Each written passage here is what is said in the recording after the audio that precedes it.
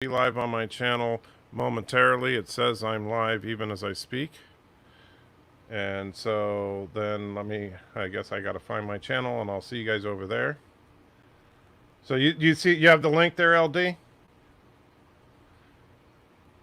right. All right, bye.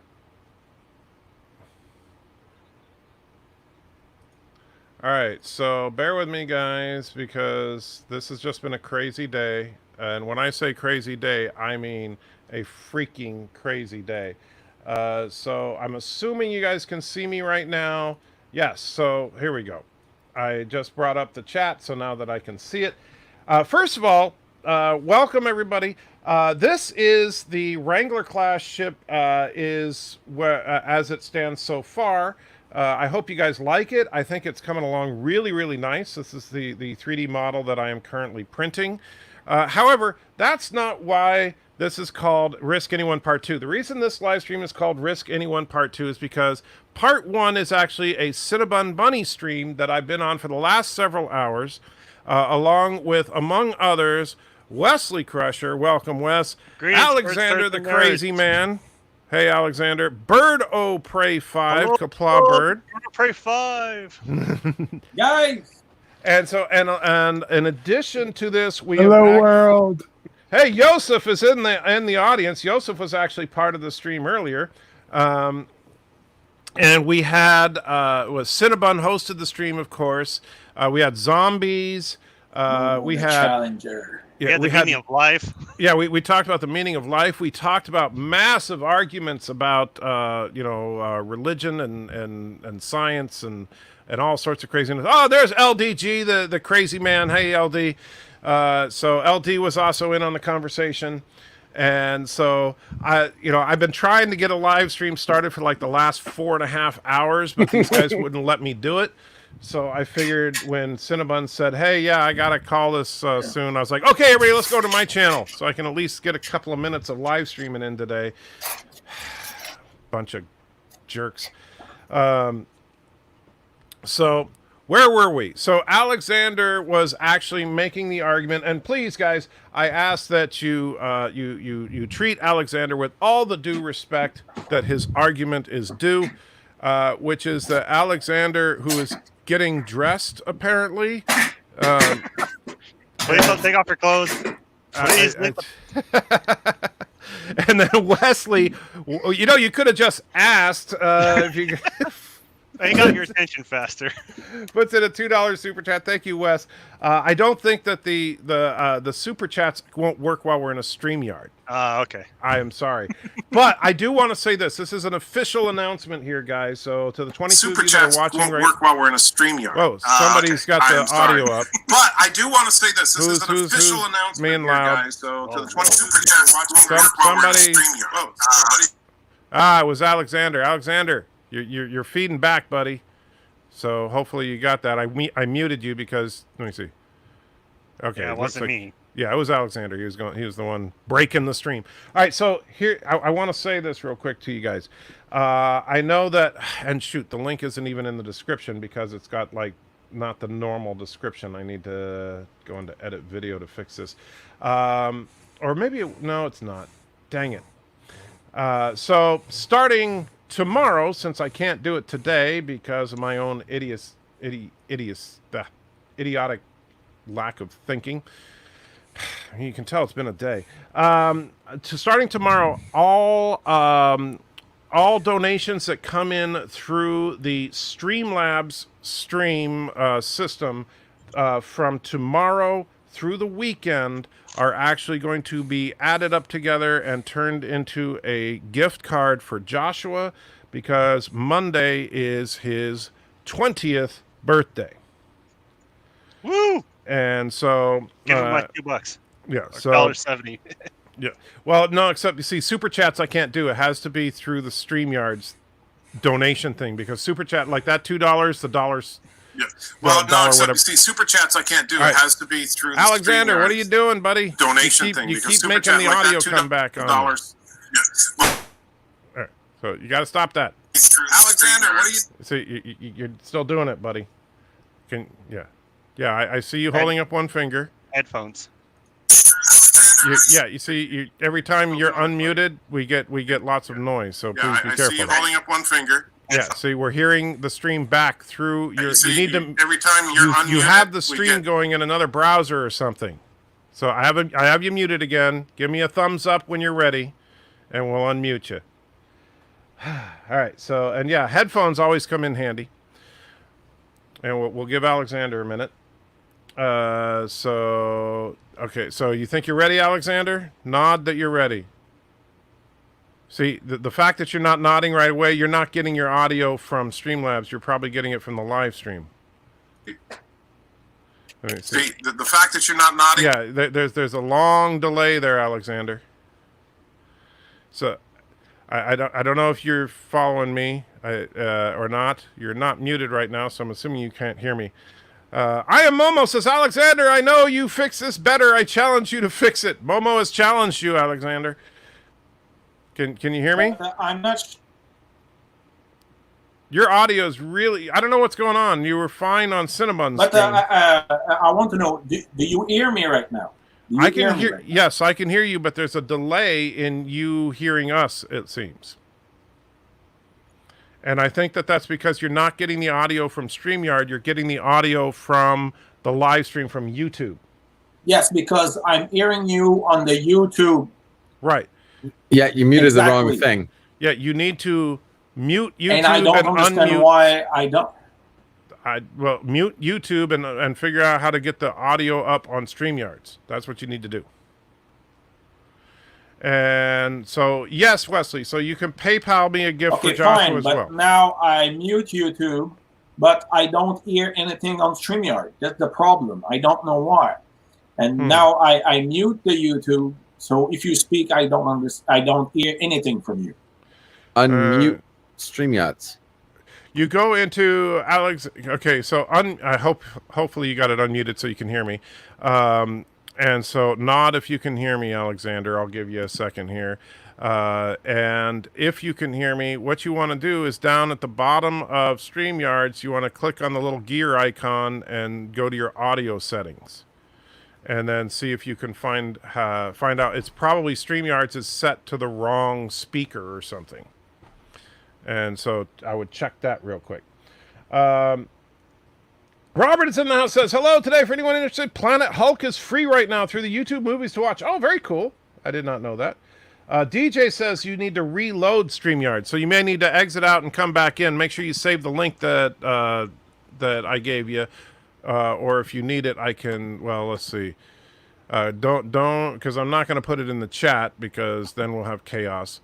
Copy this. And so hopefully we can get this to work. This is just going to be one of them days. So I'm hearing you right now from StreamYard, I think. You got it? So you're not getting it. Okay. Yeah, I never use StreamYard like that. It's weird. I don't understand why it was like that. And no, DJ, I'm not here to have you and Alexander get into a fight. We are not talking about politics or any of that crap right now. We No, had that's not the we had point. enough of. Yeah, we had enough of that on Cinnabon's stream, man. All right, so And I was not the person in conflict, by the way. stop. Just stop. All right, so here's what we're going to talk about for a moment. Alexander has a very, very important proposal for everybody.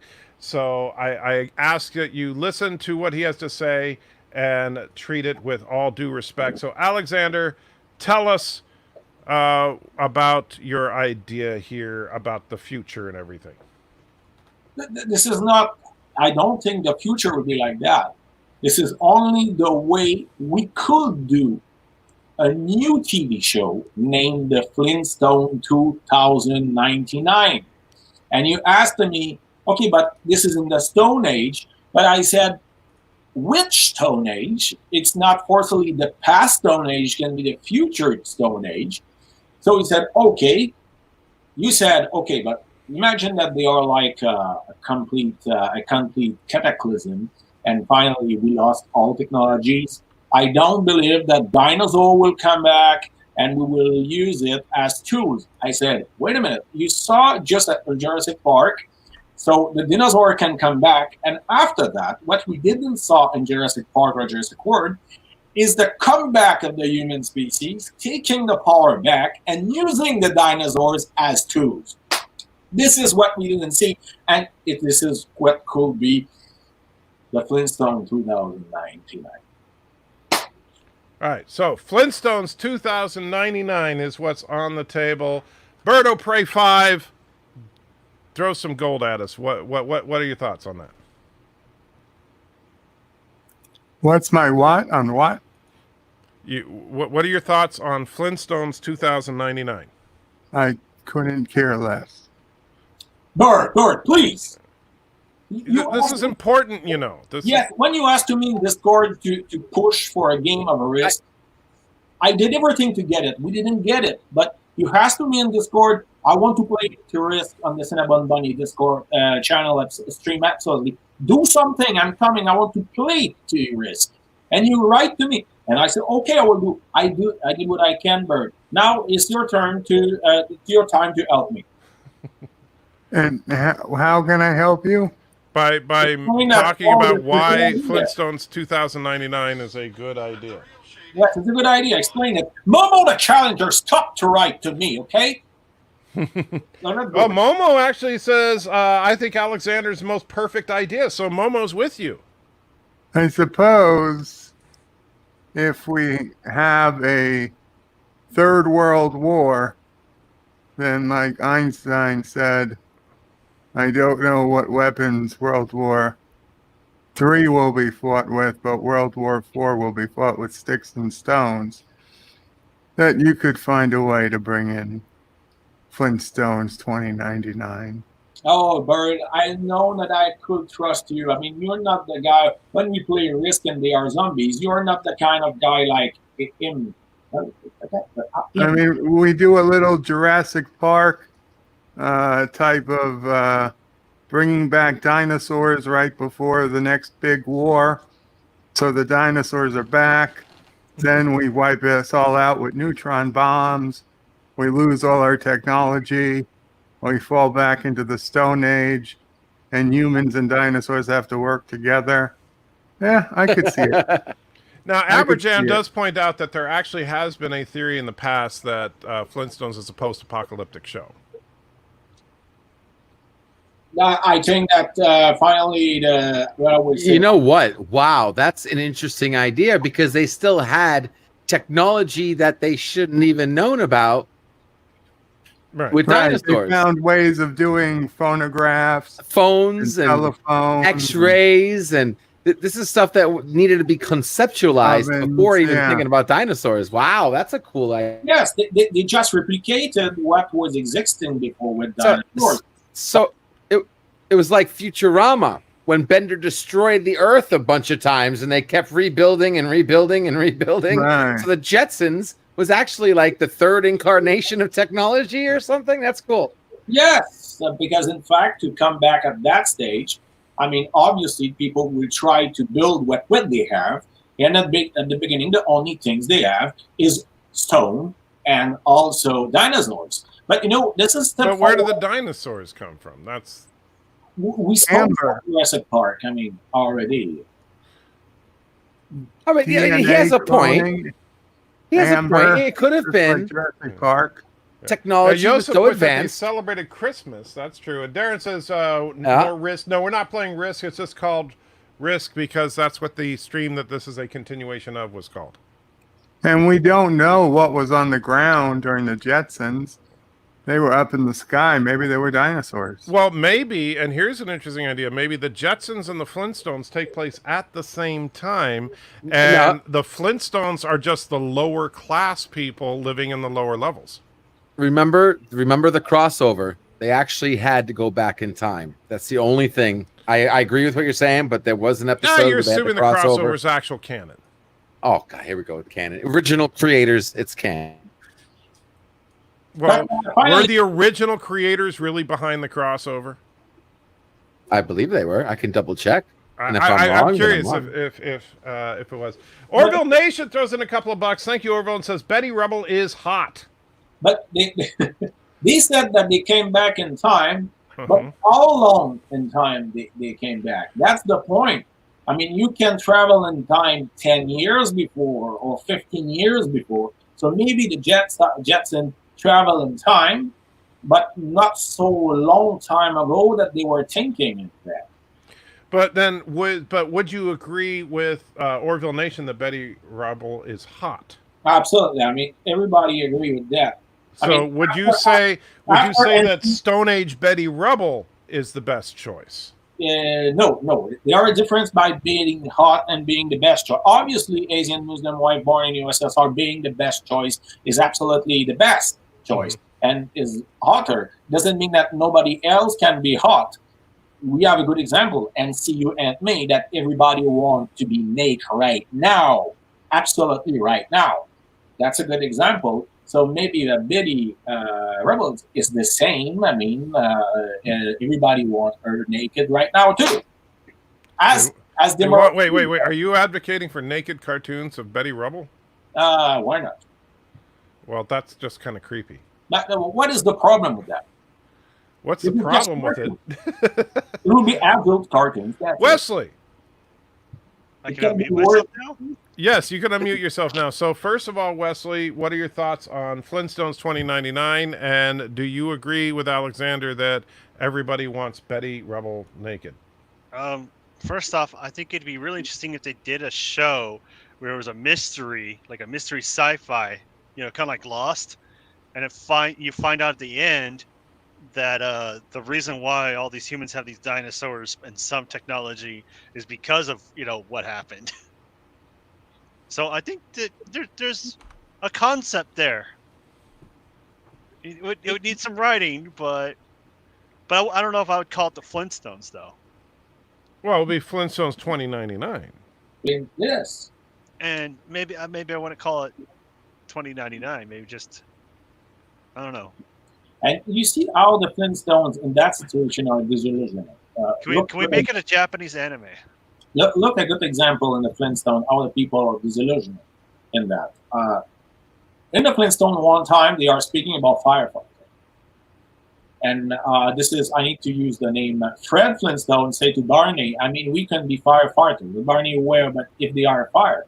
And Fred said, they will have no fire here in Saint Granite. What's the name of the city in English? Because we are named in French. It's Saint Granite. I mean, they have never fire here. Everything is in stone. So now, what about this? So first of all, I like Darren Wagner's concept. That reminds me that the fat theory that the world of Fallout eventually becomes the Elder Scrolls world. Yeah. Although he says it's a fan theory, not a fat theory. That's no, it's not. People that and Josh points out there may already be naked cartoons of Betty Rubble. Well, I'm sure there are in Alexander's house somewhere, or at least in his mind. And Flintstones: The Next Generation is Cinnabon's name. What do you think? Flintstones: The Next Generation. You like that one, Alexander? Can be a good option, but if you look at the Star Trek in its generation, that was really, and it was in new generations. No, it's not so far. We speak from the old Stone Age, the new Stone Age. You have thousands of years of differences. Flintstones Discovery. No, that would be crap. Flintstones Discovery would be like we would get like. Fred and Barney were first of all, Fred and Barney would have to be gay lovers. And then of course everybody would be depressed. It would be truly post-apocalyptic. So yeah, maybe. But they are already a Conan 2099. You know that. Yeah. And no, Wesley, you do not get to say "shut up" back to anyone that says "shut up, Wesley," because you're Wesley. Aww. You see, shut up, Wesley is an actual thing. Wesley saying shut up is not. Danger will we. That's what I need in Picard. Yeah, I agree. So Mr. Miles says Betty and Wilma would have to be hardcore feminists. That's very true. I have a question for you about Star Trek. We'll do that. I think this is an important. Do you consider pigs and space as canon? What? Do I consider pigs in space as canon in Star Yes. Trek? Yes. Well, pigs in space has nothing to do with Star Trek. Like Pigs in Space. This is this is a Star Trek show in the Muppet Show. Like. No, it is not. No, it's Pigs in Space. It's a Pigs sketch. Pigs in Space. Yes, I know what Pigs in Space is, but it's a sketch. It's not. No, it's not canon. I do not. The last time we saw that, we hoped that it was the last time, but it's back. No, that's Pigs in Space. It was really good. Yeah, and yes, Josh Street. I remember the Pebbles and Bam Bam show was horrible. Oh, that was just an insult. Mirror Universe, Flintstones, The Evil Years. That could be interesting. That can be really interesting. And Orville throws in $5 this time. Thank you so much. As Kurtzman has poisoned you all, not only is the future dystopian, but we get blown back into the Stone Age. Yes, indeed. That's what Alexander wants, apparently. But if you look at the Flintstone, this Flintstone is funny. This is like right. But if you look at Classic Trek was light and fun, and then it's not in modern Trek. But Flintstone 2099 can be fun too. We are not forced to follow the same path. Trek viewer wants to know, who do we think will play Dr. Boyce in Strange New Worlds? Have they even confirmed that Dr. Boyce will be a thing in Strange New Worlds? Yeah, they were. I think that's going to be a possibility of being crap. My favorite actor, and I can't think of his name right now.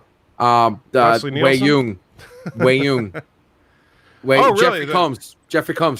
I think Jeffrey Combs would be a bad fit. I like the idea of having Jeffrey Combs. Yeah, I like the idea of having Jeffrey Combs on the show, but I don't think that he would be a good fit for Dr. Boyce. Michael, I think he'd be great. Michael, I forgot to say something. It was because of the technical problem at the beginning. I wanted to begin the streams with something, because this is an historical day today. You know that this is history. We made history today. Every day is history, but specifically today, because I've been reinstated on the Anti-Trekker Discord channel. Oh, that's good. That's great. It's wonderful. Yeah, and Darren says, yeah, Dr. Boyce needs to be gnarly. We mean, it's like, Dr. Boyce is supposed to be a grumpy old man. He's not supposed to be like Jeffrey Combs. I can't see. I know he's old enough technically, but if you look at Boyce, I just don't think he's like. For example, if I was going to pick someone that I've seen Steve Carell in Space Force, is actually physically pretty close to how Boyce should look. But to be honest, I think Shran was pretty grumpy, and him being older might be able to magnify. But I don't think he's a physical match. That's the thing. I think that's why I said, like, Steve Carell. If you look at Steve Carell in his uniform in Space Force and picture that, except in a Starfleet medical, that looks more like Dr. Boyce. I tell you what, though, if Jeffrey Combs needs to get on that show one way or another, he definitely needs to get on that show. Yeah, but they could just have him play a new character, or someone have him play an elderly Shran. We don't know the lifespan of Andorians. Michael, there are controversy that I want to address here. Really important. This better not be about Discord and stuff. No. Okay. That's completely different. I spoke about Overpower, the CCG games, on one of your streams. And I spoke about my deck, the Hall of Fame of Evil. And I said that I mixed together the Joker, Lex Luthor, Red Skull, and Doctor Doom together. And you said that this is not a good idea. And I want to have explanation about that. Why it's not a good idea. It's not that it's okay. So as far as if you're going to have some villains, they're an interesting mix-up, but they're also from two different universes, and I generally love. Michael, we don't hear you. We can't hear you, buddy. We can't hear you, Michael. Let's just take over the stream. All right, well, guys, hey, next time on Anti-Trekker. I don't know. Maybe it's looked like. Can you guys pull up the stream? Can you pull up the stream? Is it actually still on? I don't know. He's there, but he's there because I Skyped him. He's the guy. Give him a quick minute, guys. But yeah, I'm sure he'll get right back on here. This is really a pity because we had so much an important answer from Michael. Yeah, everything's fine. It's The stream is still on. Yeah. Yeah, On the stream's an fine. important subject, and Oh. you live. I hope he's okay. So Maybe he had a phone call or I something. call I have the logo Dibs. here. My stream now. So I have the logo here with me, so I'm the boss until that he come back. Yes, but who has the logo is the boss. So I'm pretty sure that I'd be second. It's who has the Momo is the boss. okay, no, His system crashed. He's rebooting. Momo the Challenger. I saw I took you. your I job didn't- out. The first thing we do is fight I over the didn't stream. speak about Momo the He Challenger. told me I'm in All right, everyone. charge. Everyone super chat and send Joshua birthday money. Yes, that's the time. You can send money for Joshua. You can send money to the He's turning 20, so he can't drink or gamble yet. But Captain Track. If you live not far from Lone Tree, Colorado, I can say what is the mission, but they are a mission, but I can say it. But the mission is really important, but I can say the mission, but they are a mission. If you stay not far from Lone Tree, Colorado, contact me because the mission need to be done. But I can't speak about it before that the mission will be done. But Now, Darren, not only did I see a good Star Trek submarine video lately, I tweeted it to LeVar Burton, who directed the episode, to Stephen Ira Bear, and what is it, Ron Moore, who wrote the episode. Because it was such a great video, I sent it to all of them and suggested they might want to watch this video as to how their episode affected an actual U.S. nuclear submarine, and sent them the link. So I don't think anything's going to come of it, but it was such a moving video that I said, hey, I should at least attempt to let these guys know what they did and how it affected one of our ships. that's really nice of you, Bird. so, by the way, I read in the stream in the chat. Momo the Challenger, we know you are here. We know you are here, but we don't get. You don't challenge me. I think I know who Momo is though. I think it's your Asian Muslim wife. Impossible. The Asian Muslim wife born in the USSR being the best choice. Being the best choice is really important. Never will deal with a garbage like Momo the Challenger. Because she's a person of quality. Momo the Challenger, we don't speak about all his past here because this is really... But Momo the Challenger is someone very dangerous, challenging people in a really dangerous challenge, and never. What if Momo's challenge involves going to Colorado? Maybe you've been replaced by Momo. If Momo the Challenger lives not far from Lone Tree, Colorado, we will have 2 missions to do there. Ah, there he is. Michael, you're Hey. back. You're Yeah, live. my system crashed on me. I have no idea why. But explain. Was it a blue screen? No, it was not a blue screen. It was like Instant off? yeah. Oh explain God! What video card do you have by chance? 2080? Yeah, 1080? 20 no, it's a 2080. So we want the Ti or Super? What the- I don't know. I'd have to look. I I was think curious because there's a known glitch in that chipset. That's why I'm asking you. that could be. So I don't have the main chat up, but I have the chat through StreamYard. Just trying to be a minimalist right now. So anyway, what were we saying right before Hall I of suddenly Fame died? of Evil, you said that you think this is a bad mix, the Hall of Fame of Evil. Oh yeah. Mainly because so I love Marvel, I love DC in their own universes, but I don't necessarily think they mix well. Like, and that's the thing. I don't not necessarily. I'm sure that like I know that you're just trying to build like a powerful like team or something, but which is great. But does the character of Doctor Doom work with the character of Joker? To me, no. This is where it's beginning interesting. This is what I want to hear. I mean, explain to us the difference of psychology making that Doctor Doom cannot work with the Joker, because that's where it's begun to be interesting. Because we know that they are from different universe. That's a fact. I prefer to keep them in different universe, comic universe. Crossover never worked really well between them, except maybe one time in the 90s. But I want to speak, if we go beyond the universe and we speak about the Joker who is Doctor Doom who is, I pretty know when I did that team, that Hall of Fame of Evil, was because first they all have very powerful, because you need to have them on the same page. So they have really, really powerful stats in intellect, obviously. And I mixed them, and they were fitting perfectly in the rule of the game. And I was thinking that this is my favorite evil character in comics, so I put them together. Well, but the Joker is an agent of pure chaos. The Joker is, just absolute anarchy in the purest form. While Doctor Doom is the exact opposite. He is an absolute totalitarian. Doctor Doom is the epitome of control. And so the two of them couldn't possibly work together. Doctor Doom would murder the Joker after a day of working together, and not even that. But we saw in the past Lex Luthor working with the Joker. No, I could see Lex. Well, I don't know if they've done it in the comic books, I'm sure, but Lex Luthor I could see working with Doom. But the problem there is that then you would have a conflict where neither one of them would want to be number two.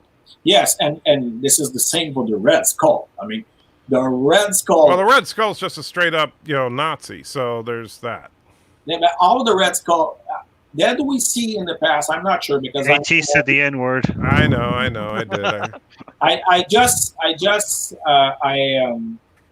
I know more DC than Marvel, but then we saw in the past like Doctor Doom work with the Red Skull. I don't see that. No, Doctor Doom doesn't work with others. Period. Doctor Doom dominates others. Yes, that's the point. And the Red Skull is the same. The Red Skull is unable to work with any other else except right. But Doctor Doom is in some ways his leadership ability is second only to Captain America, in that and in fact in the original Secret Wars back in the 80s, Doctor Doom led the villains. Doctor Doom is the consummate mastermind. I didn't read Secret Wars. That the Red Skull was there at this moment? No, the Red Skull was not in the Secret Wars. So that's the point. I mean, they never worked together, as I think. I think they never worked together. Doctor Doom would find the Red Skull probably laughable and offensive. Obviously, the Red Skull will never accept that the Red Skull will watch Doctor Doom as an inferior species, because Doom, as I understand, is part Jew. Is it true? I don't know that they've. I don't think so. Yeah, Darren would probably know better than me as far as the official story on Doctor Doom is a gypsy, which I know Red Skull would not appreciate that. But I don't think that they specifically said he was Jewish. Magneto was Jewish in certain versions of the story. But Magneto is even not really considered as a villain, in the fact that even in the Secret War, as I know, is that being put on the side of the right. Magneto was placed with the heroes in Secret Wars because of the fact that he was a freedom fighter as opposed to a megalomaniac that just wanted to take over. Of course, later on, Magneto became a megalomaniac who just wanted to take over. But and of course, he started out as a megalomaniac who just wanted to take over. But supervillains and stuff are always changing their motives. Maybe you should have Darren up here. But Darren, you want to come in and talk about some nerd stuff? If one of you guys can, Bird, do you have Darren's Skype? I'm connected to Discord. Okay. But if you send him the link, if you still have it. One thing that I can. I think I could on Discord. Okay. Oh, Darren will come. Yeah, just direct message him. One thing that I can see in that will work. We saw the Joker and Lex Luthor work together in the past, and it didn't work really well for obvious reason. But I can see the Red Skull work with the Joker. So that. I think this is possible to see the Red Skull. I could see the Red Skull using the Joker. Trying to use it, because this is really dangerous.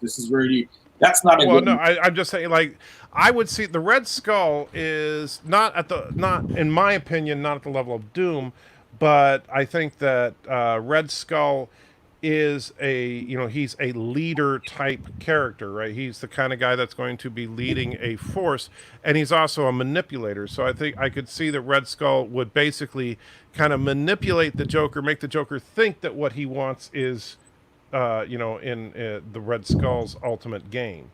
But as far as I found him. Okay. I don't know that they would make sense as a team, though. That's But the thing. it would be short term because because when you try to use the Joker, generally, even if you try for a really short term to use a Joker, you always have a backlash. It's never worked as you want. But I think that the Red Skull is really overconfident at the point that he will try to do it.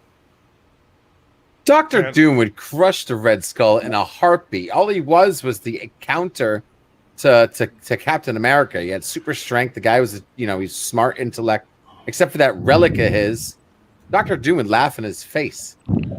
Greetings, Darren Wagner. Now, Darren says that at some point in the comics, Doom and Skull did meet. Yeah, it was a short story written by John Byrne where the two of them basically were feeling each other out to see if they could be a potential ally, and they determined that there was no way because each one was too smart to be led along by the other. It was almost like an intellectual stalemate. Doom had this mind probe device that enabled him to see, it was a way for Byrne to tell the origin for both Doom and Red Skull in the same story, and they both went over each other's personal biographies, and they both basically determined, we're never going to have an alliance, And it was one of these things where it was very, very interesting story because it was basically Doom was treating Red Skull with respect. It was like having two dignitaries meeting over a glass of wine kind of deal. And so it was a good little piece of characterization. But as far as the Joker working with people, it depends on which version. If you're talking about the post Silver Age version, which the pre Silver Age version would be like the one that was in some of the cartoons where and on like the original Adam West TV show where he was in fact in sort of a group with Penguin and Catwoman and all that. The post Silver Age version really can't work with anybody. And that was one of the things that the Heath Ledger version of the Joker really got spot on, was that this guy you can't depend on him. Right. You can't. Yeah. He's just a rabid dog. Right. Yes. Exactly. He's a force of nature kind of deal. He's not really an intellectual presence so much as that. Dan asked an interesting question. I think Darren, I don't know if you'll agree with me or not, Darren, but he wants to know, out of all the bad Doctor Doom movie adaptations, which is the best? I would have to go with the Corman Doom. I think that and I hate to say that, but the Tim Story Fantastic Four movies were the best attempt at the Fantastic Four that we've seen on film, but the Corman Doom felt more like Doom than the Tim Story Doom or the Abomination that was Fantastic. Well, I've been waiting for Darren to finish to ask a question, but it happened that Mr. Miles also asked a question. I mean, he tried to speak about Joker and Carnage. That was me. I mean, personally, I think all we can say that two guys is working together. No, well, that's the problem. Neither one of them could work with that's you're talking about having two absolutely insane beings whose sole motivation is destruction team up. It doesn't work that way. They're insane. They would just, if they bumped into each other, one of them would kill the other. But in Maximum Carnage, we saw Carnage working with a team. Obviously, he killed some of them, like Doppler. Well, I've never read any of that stuff because it's all after I stopped reading because I gave up on comics when they went into the Dark Ages. Darren, you read? Oh, I read. I actually have Maximum Carnage. Who do you said they teamed up with? Shrek, Doppelganger, Demo Goblin. Who do you have? Carrion. Mm-hmm. Yeah, these are usually temporary alliances anyway. Yeah. They usually break down. I mean, back when I was fighting each other. When I was in high school, Marvel had an event called Acts of Vengeance where I loved the Fantastic Four stuff in that. They they didn't take it seriously at all. I'm just kind of out of place because you guys are like out nerding me. I'm usually the one who has to explain comic book characters to my friends, and you guys are like 10 levels above me. But I do want to get real quick, Darren. What is your thoughts on the film adaptations of Doom? The only version, I mean, I haven't seen the Roger Corman film. Okay. I've seen clips of it. I can't comment on that one. And if you're excluding all the animated versions, I would have to go with and this is not a particularly good adaptation of Doctor Doom at all, but the one in the first film from Fox, where the Tim Story. Where he is from Latveria. And what's interesting in that movie is you'll notice that he has an accent in the first part of the movie, and then later he loses it. Right. Because they were still trying to figure out if he was going to be a foreign-sounding character while they were filming. And so, I mean, but again, that version Americanized him too much. They took all the mystique out of him. And obviously, I hate it when they have Doctor Doom have an origin that's tied directly to the Fantastic Four's origin, because they are very separate. So I mean, I would say that one, but of the ones I've seen, but again, I haven't seen the Richard Corman one, so I don't. Yeah, the Corman film. It was, you've seen the production value of that film. It's obviously, I have, yeah. Yeah, it's obviously crap, but at least Doom felt like a villain. And not because Doom, you know what Doom felt like to me in the Tim Story films was the John Byrne Lex Luthor. Yeah, that's pretty much what he was, because he was an Americanized tycoon. He was basically like an evil Elon Musk kind of deal. And so that's Elon Musk is not evil. Well, you know what I mean. I'm just kidding. You know what I mean. Depends on what shape you think the world is, but oh dear. Ho! There are some stuff I wanted to see. We speak about Marvel. There are some character I know a little bit more. Two anti-heroes that have been merged last time. Maybe you didn't read it, but it's interesting. It was like Punisher against Deadpool. Personally, I thought that was pretty funny because Deadpool was always speaking like an idiot, like all the time. That was the Punisher was just taking his gun, shooting him in the head, and moving forward in the mission to use it, because for a certain time Deadpool was like losing memory a little bit. Maybe Darren, you can speak to us. I mean, how you see an alliance between Deadpool and Punisher, except that Punisher will use Deadpool as maybe cannon fodder. Well, Punisher is another one of those characters who really doesn't like to have team-ups. And one of the best examples of that was a story that was done during the Garth Ennis run, where amazing. He teamed up, so to speak, with an unconscious Spider-Man.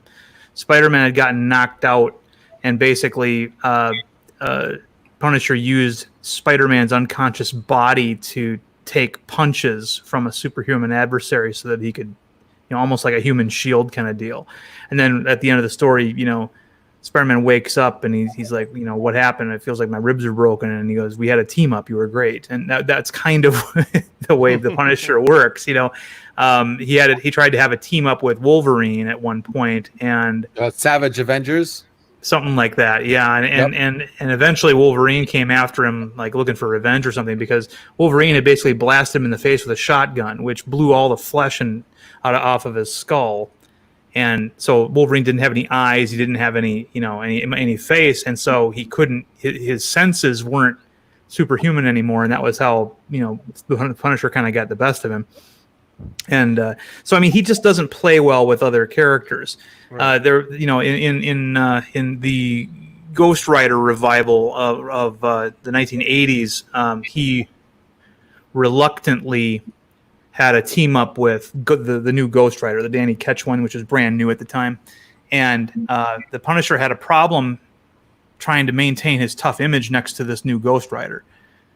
And it was just kind of funny. It reminded me of in the first Men in Black movie where Tommy Lee Jones shoots the head off of that guy who turns out to be an alien, and it says something real stern to him, like next time I come back here, I want you on the next rocket off this planet, or I'm going to shoot where it doesn't grow back. And Will Smith, trying to come up with something tougher, goes and I'm going to I'm going to talk to you about them Rolexes, and things. It's just, Yeah. and that was kind of the characterization between the Punisher and Ghost Rider. Ghost Rider would say something like biblically badass, and then Punisher would be like, and you'll get worse from me. It's like, okay, shut up, dude. But that's the characterization of Frank Castle. He really can't work with other people, and even when he is in a team book, like I think he was part of a weird version of the Fantastic Four at one point. I don't remember if it was it's like one or, one issue of the Yeah, the it's dark only- Fantastic Four, basically. Yeah, it's one issue. I mean, there was another Wolverine. Was it Wolverine, Hulk, Punisher, and Ghost Rider, I think. Ghost Rider? Yeah. Yeah, and it was the Gray Hulk too, the one that doesn't mind beating the crap out of things. But the Punisher it's funny because I actually found the Punisher of 2099 to be a much more interesting character. Which we don't have to go into that, but it was basically a cop in the future, year 2099, who found a couple of Frank Castle's old war journals and decided to become the new Punisher. And what was interesting about this guy was he didn't execute everybody. He had his own prison underneath his headquarters where he kept people locked up. Castle is able to work with some. I mean, he worked with Elektra in the past. Oh yeah, he worked with Nick Fury. Yeah, but you're not going to see him in a team in an ongoing team book. No, not long term. I mean, that was the same with Deadpool. I mean, in that story, he used Deadpool. Yeah. And Mike Richards is here, so I just want to say, hey, Mike Richards, hope you're having a good birthday. So, happy birthday, Mike. Yeah, anyway. Deadpool can have temporary alliances. That's fine, but it's really. As long as he can crack a joke about it, that's But the thing is, I mean, if he likes people, he'll stick around them. But it's a question of whether or not they're going to like him, because the guy, one of Deadpool's signature of character traits is that he can't stop talking. Yeah, the problem is that Punisher. This is two different things. Deadpool. I mean, this is the people that will reject him. The other way, as a Punisher, this is him that will not keep them. But this is interesting. Mr. Might speak about Venom. This is another anti-hero that worked really bad with the others.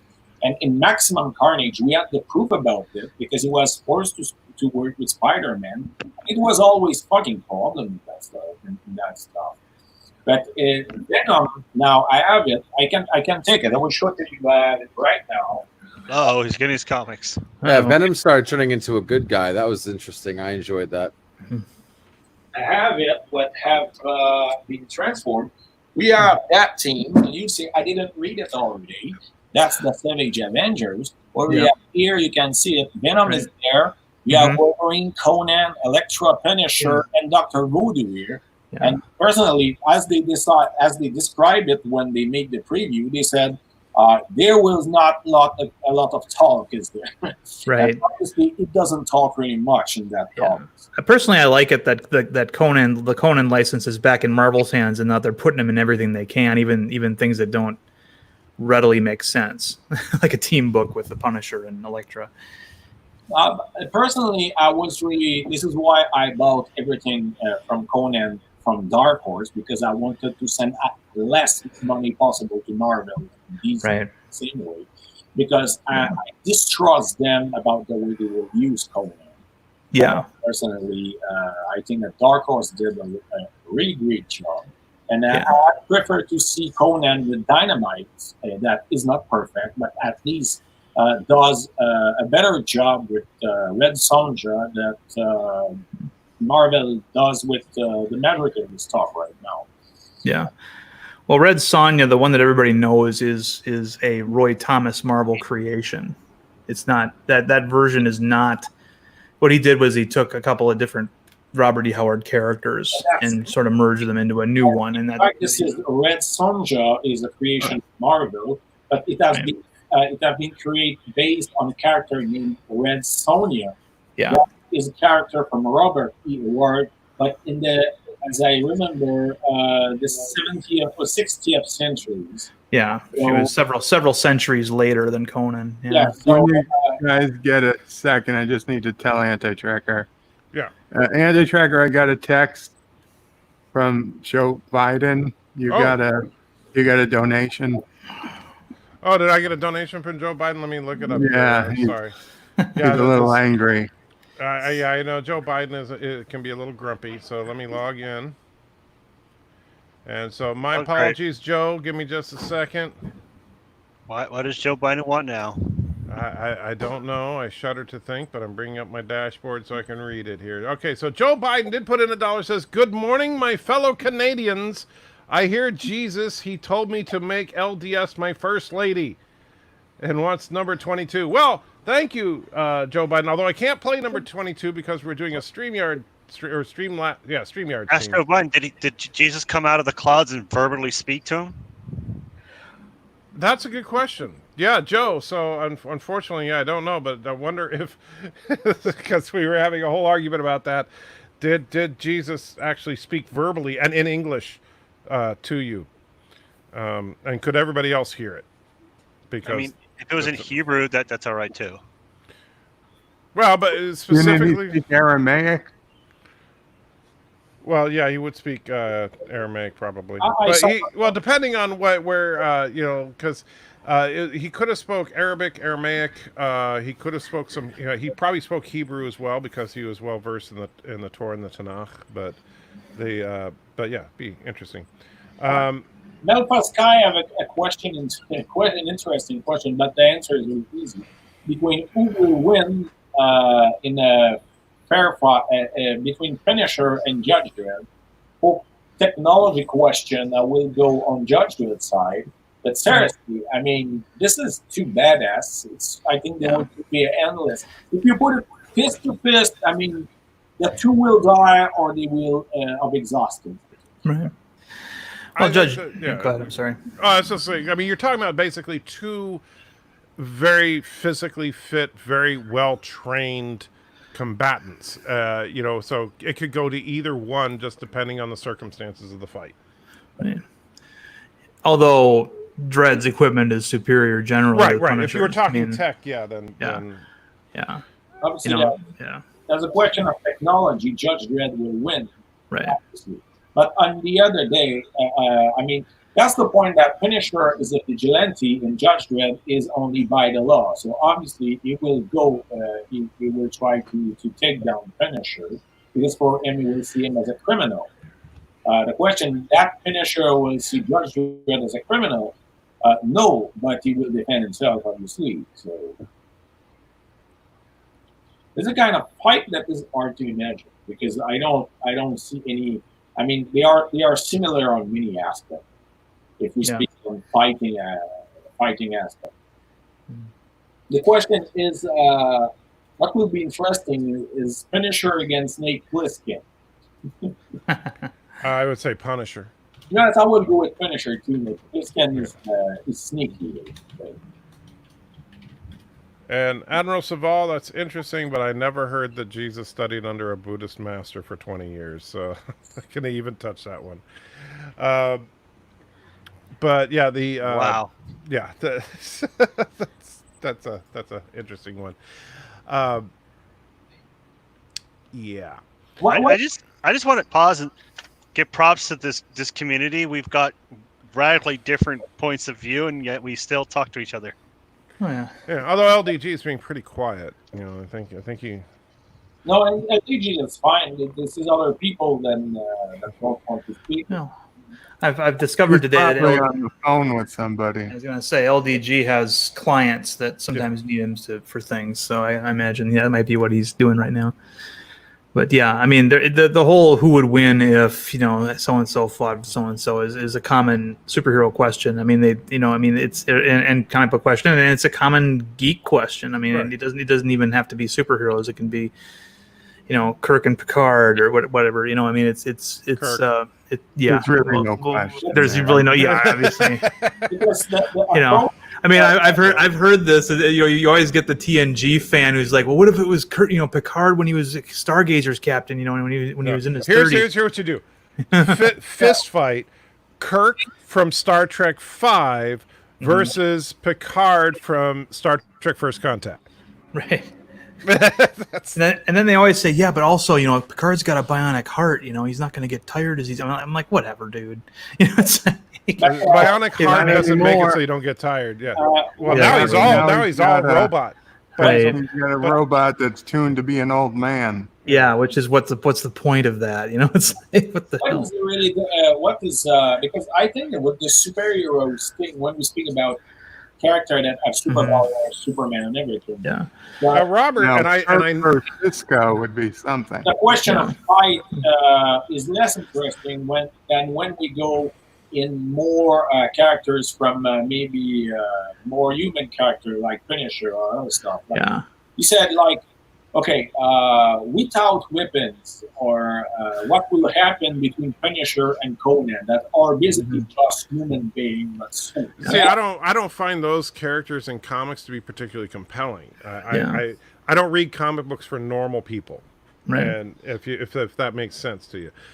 So I'd rather see I want to know about Wolverine versus the Hulk over Conan versus the Punisher. Yeah. Although I think Darren's going to agree with me on this one, but Robert wants to know Galactus versus Godzilla. Galactus in about 8 seconds. Yeah, Galactus is an order of magnitude higher on the chain than Godzilla is. Even in his weakened state, when Galactus is about the same size as Godzilla, it really isn't a contest at that point. Because Galactus, you have to keep in mind that Galactus's primary ability is that he could simply convert Godzilla into energy and absorb him.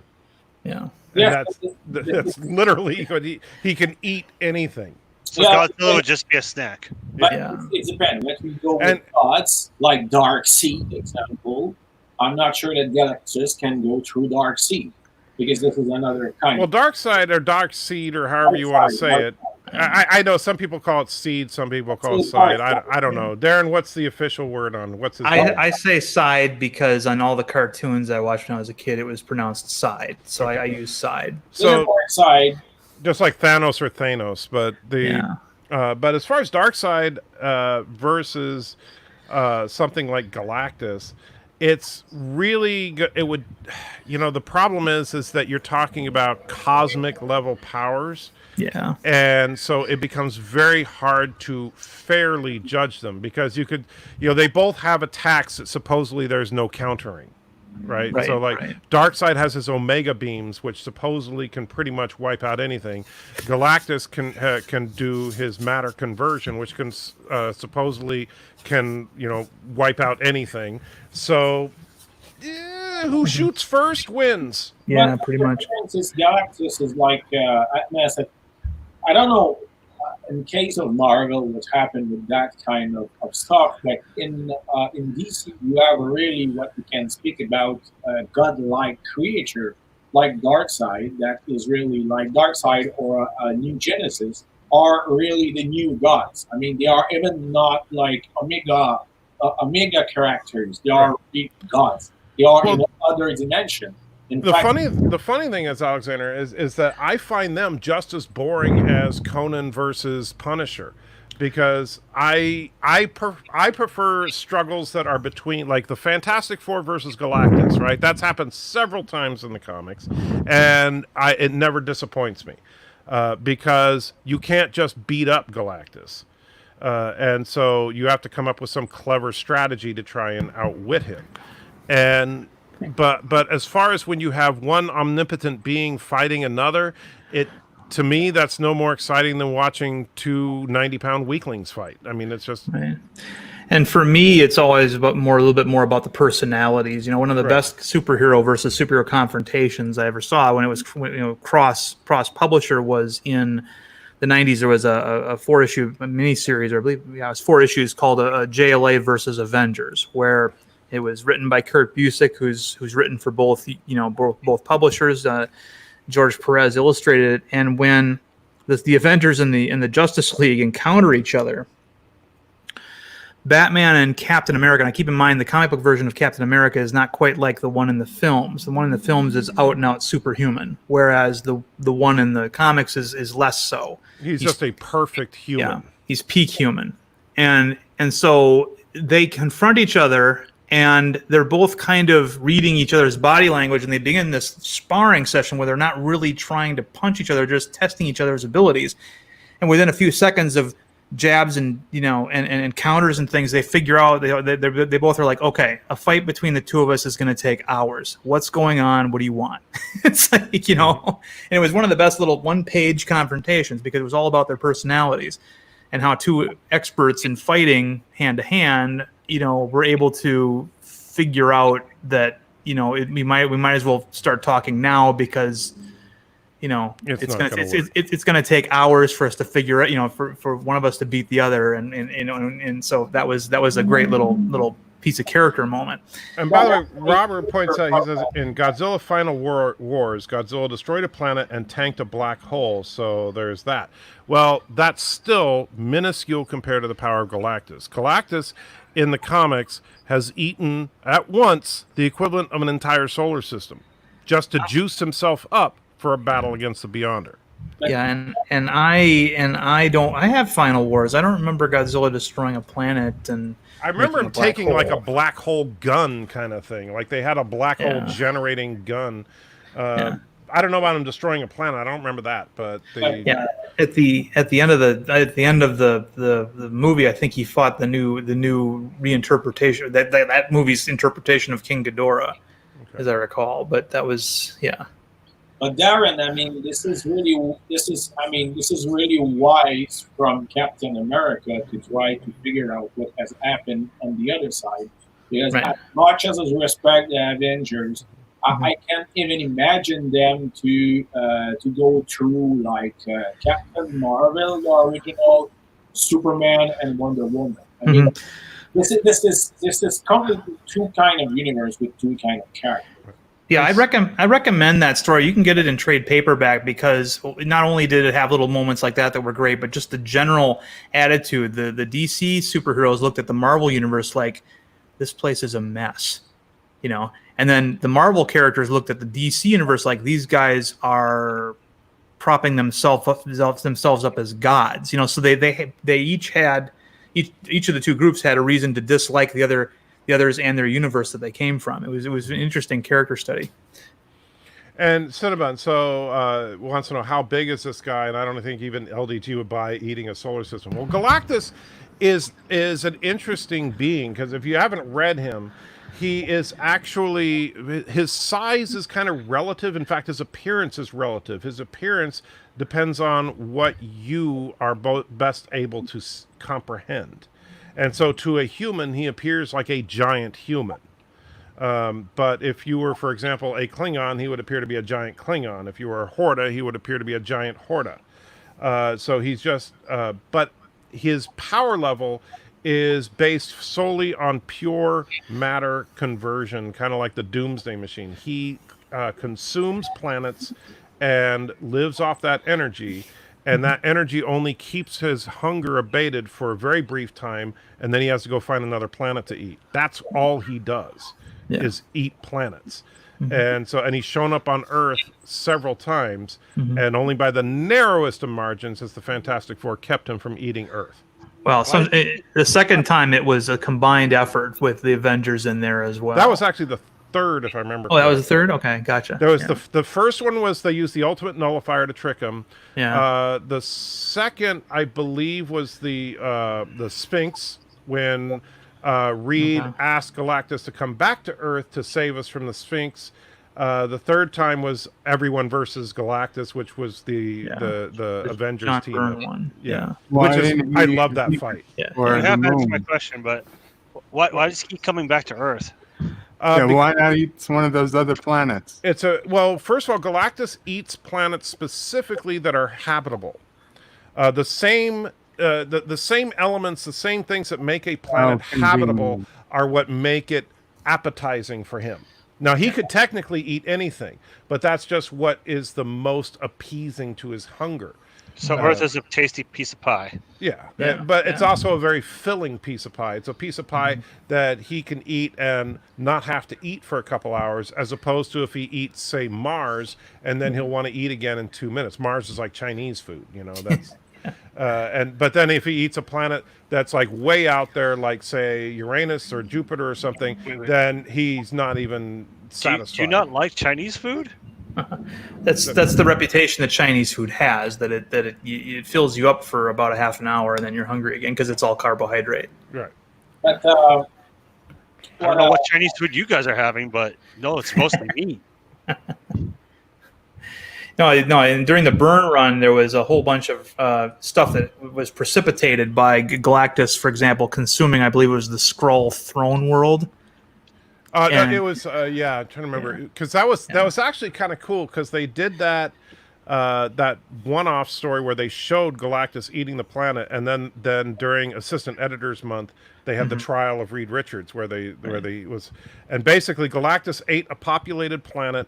And then they brought Reed Richards, leader of the Fantastic Four, on trial for the death of the civilization because of the fact that Reed spared Galactus's life in the last time he was on Earth. Right. But what I don't like in modern DC is the way that the so-called Shazam Captain Marvel is so much underrated in praise of Superman. I don't like it. Well, the problem with the reason why that is because, of course, Captain Marvel was Superman's primary competitor in the 40s and into the 50s, and there was a huge legal battle between DC Comics and Fawcett Publications regarding Captain Marvel because DC felt, of course, that a flying strong man with a cape and black hair was a little bit too close to their guy, and it became a very serious matter when Captain Marvel started outselling Superman comics in the early 50s. Holy moly! Yeah, and so basically at that point, I think DC was bought by Warner Brothers at that point, or some other larger corporation. But anyway, they were basically able to keep the litigation going, and that just bled Fawcett Publications dry until they couldn't fight anymore, and then they ended up buying the rights to Captain Marvel.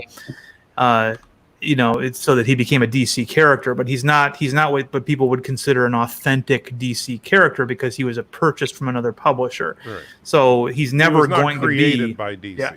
Yeah, and he's never going to have Superman's level of prestige within their universe for that reason. Because I don't like the fact that now they decide that Captain Marvel cheap like the stay Billy Batson. In the past, Captain Marvel, Billy Batson was transformed in Captain Marvel, and Captain Marvel was Captain Marvel. He had the Wisdom Solomon. Now, as we saw in the movie and now in the comics, he acts as a child. What is not supposed to be. Well, yeah, that started after. See, in the 80s, DC Comics revamped all of their superheroes and their continuity in 1986 or 85, actually, with the Crisis in Infinite Earths. And in the original setup, the Fawcett Marvel family, Shazam family, had their own separate Earth that they operated in. Well, that Earth got merged with everybody else, with every other Earth, and so the whole premise of the Crisis was that they wanted to unify their universe, make things less exciting. Around that time, the movie Big had come out with Tom Hanks, and it had done extremely well. And so when they did a revamp of Captain Marvel, they decided to go with something closer to that model where Billy Batson his mind didn't change at all. I mean, he had access to the Wisdom of Solomon, and some writers gave that, interpreted that as having, access to information, things like that. It was a very weak thing that they did, but because they saw what the success of Big, and they thought that they could replicate that in the Captain Marvel comics. And so, before, Captain Marvel was literally a different person than Billy Batson. They were Billy Batson wasn't turning into Captain. It was like Bruce Banner and the Hulk, basically. Yeah, kind of. I mean, yeah, it was Billy Batson wasn't so much turning into Captain Marvel as he was being replaced by Captain Marvel. He was changing places with Captain Marvel. And so that's how that came. I like the way that they are going with Black Adam to make him more an anti-hero than a pure hero character. That's an interesting idea. Yeah, it's an interesting idea instead of having him be because a lot of people don't know this, but Black Adam was really only ever in one story over in the Fawcett publication days. He had one story, and it was a story that they kept retelling, where they eventually tricked him into saying Shazam, and of course he hadn't been in mortal form in thousands of years, so when the lightning bolt hit him, he just turned to dust. and that was the end of him. I mean, that was it. And they've sort of turned him into a bit of an anti-hero. Not so much a villain anymore. As just the member of the Marvel family who can be counted on to get rough when when you need to get rough. And oh, really? I didn't know about that. So yeah, Jeff Johns did that. Jeff Johns did that. He was writing the Justice Society of America, which is a pretty good series. But instead of using Captain Marvel, he used Black Adam. And Black Adam is the way I see it right now, and that was really interesting because in Injustice, in Injustice, Black Adam is what it is because Black Adams lived like a really long time ago, like 1,000 years ago, when the ideology was not the same, the approach was not the same.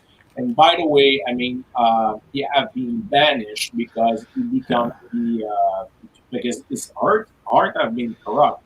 But what is interesting to use it is obviously a little bit like Venom. He can finally he can ally with Captain Marvel in some aspect, in some different. Like Venom can be with Spider-Man in some point. But at the end of the day, they are not matching together because their path and their way to see justice is completely incompatible. That's what is interesting. Yeah. Yeah, I didn't necessarily agree with everything they did with Black Adam in the comics. I mean, I kind of thought that's kind of a sweet villain, but and then what was really weird was Captain Marvel wasn't even in any of the comics for a good 5, 6, 7 years, and instead you had Black Adam. So if you wanted to see a Shazam character, you had to look at this new uncorrupted or semi-uncorrupted version of Black Adam if you wanted to get your fix of that. And it was I mean, Johns had his reasons for doing that. I didn't necessarily agree with all of it, but it's neither here nor there anymore. What kind of bothers me though is that there was always a gentleman's agreement between Marvel and DC because the people that worked at both those companies loved Captain Marvel, the Shazam character, the Billy Batson character from Fawcett, and so they allowed him to be called Captain Marvel, even though Marvel Comics had since acquired their own, their rights to the name and had come up with their own Captain Marvel. But when Marvel was bought by Disney, that put the kibosh on that because, of course, now you're dealing with Disney and their legal department, and they don't have any reverence for the competition. I just have to say, what a shame. That was just sad. That's not only the fact that they don't respect the competition. Disney doesn't come from the comics. I mean, and Marvel and DC always had a very hilarious relationship in the comics too, because one of my favorite there was a comic book which of course is becoming an animated series coming soon, which I'm really looking forward to, called What If, where they would basically explore alternate realities through a being called the Watcher. And so the Watcher would start out every issue saying, I watch your universe and observe everything that happens, but every now and then I peer into alternate universes to see what would have happened if something went a little different.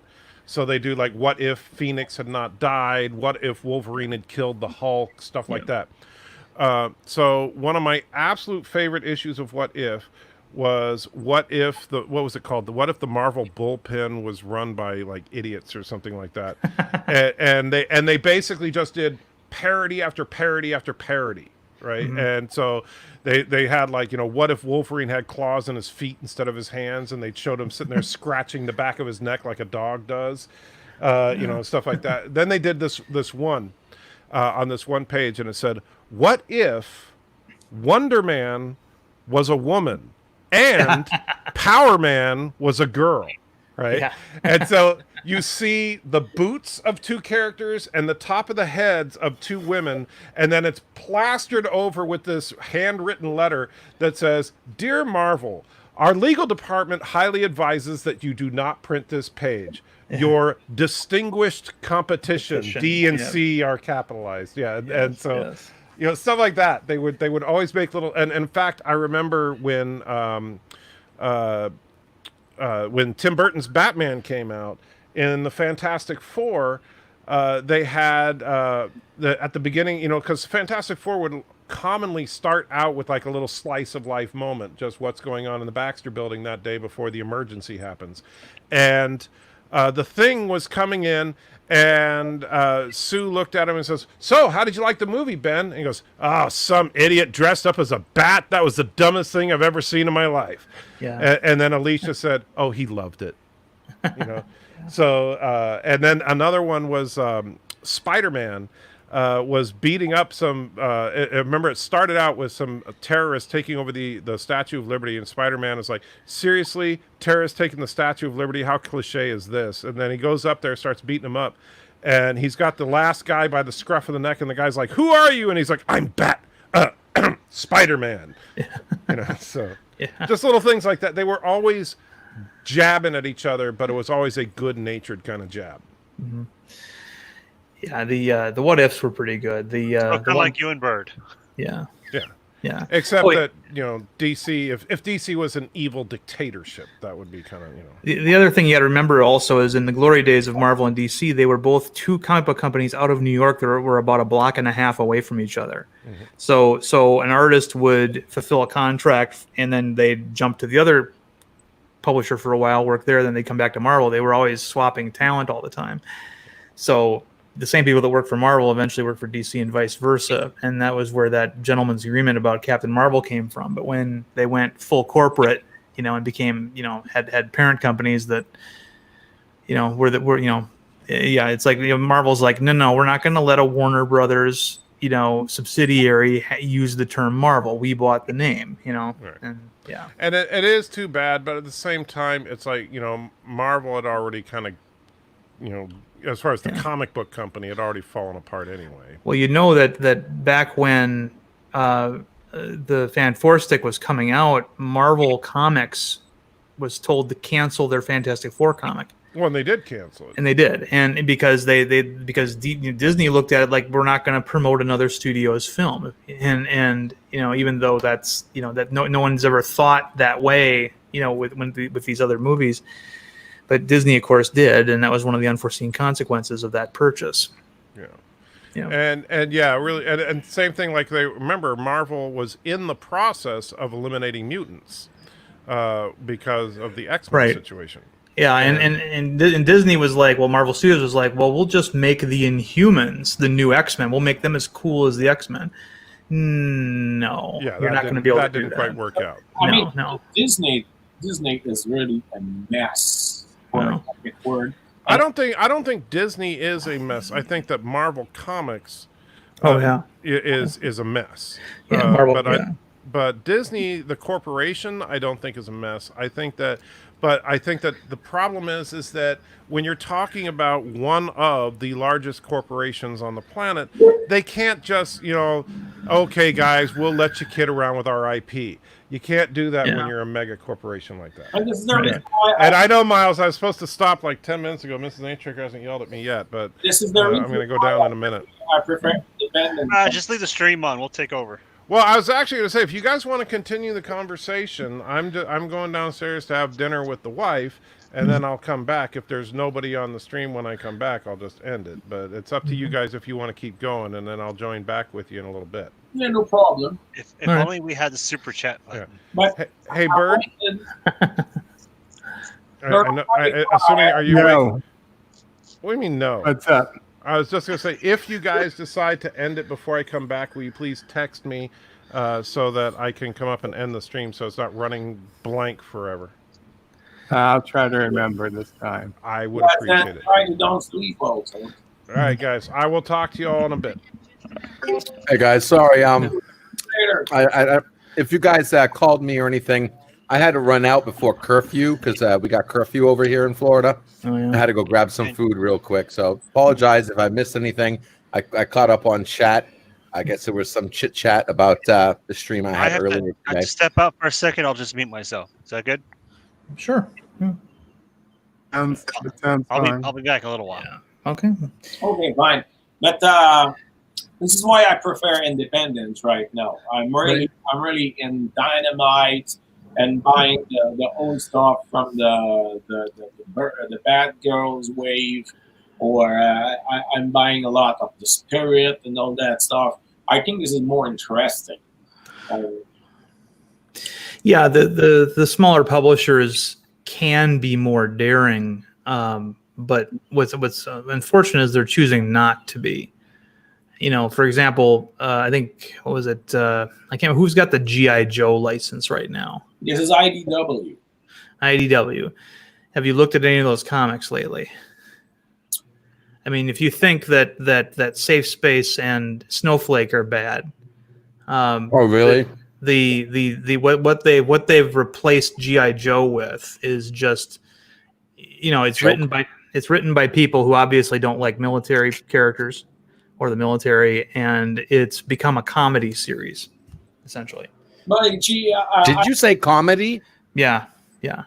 That's not where I thought you were going to go with it. Wow. Yeah. IDW. I mean, I will buy. I didn't already buy all the Judgment from IDW, but this is old stuff from IDW. They did good stuff. They did good Rocketeer, like IDW. Yeah. But, you know, Alexander, you showed off two things I wanted to ask you real quick because you were on a hiatus forever. Thought you were taking vacation or something. I was waiting for you to start your streams up again. Two things. One, did you get any more Conan comics to finish up the wall, your closet there, your rack? And two, when the hell are you going to do a damn Voyager comic that you kept showing us? Because I'm dying to see how one of those comics actually goes. But the big problem is right now is the shipping. I have like all the King Conan from Dark Horse that are really hard to find that have been shipped to me. No, because it needs the signature.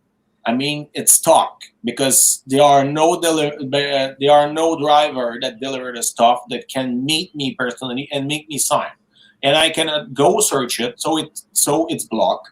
And the other stuff for Voyager comics, I have at least 5 of them that are that I bought from Mile Eyes Comic, and I need to pay a little bit of taxes because that seller doesn't pay the taxes over $150 and you buy from the US. You need to pay taxes. Often, I mean, it may be like $10 or $15. It goes to nothing. But right now they are so much flued by the number of package that they deal with the package that don't need any control or any signature, and they prioritize all that stuff. It means that I have that package with many comics and with Belladonna. I have a series of Belladonna from the 2004. I have Voyager's comics. I have in it 6 Conan from Dark Horse comic and other stuff. A crossover with Spider-Man and with Sandra. It's all in it and it's blocked. I didn't receive it. I received some Conan stuff. I received a little bit of Jonah Hex.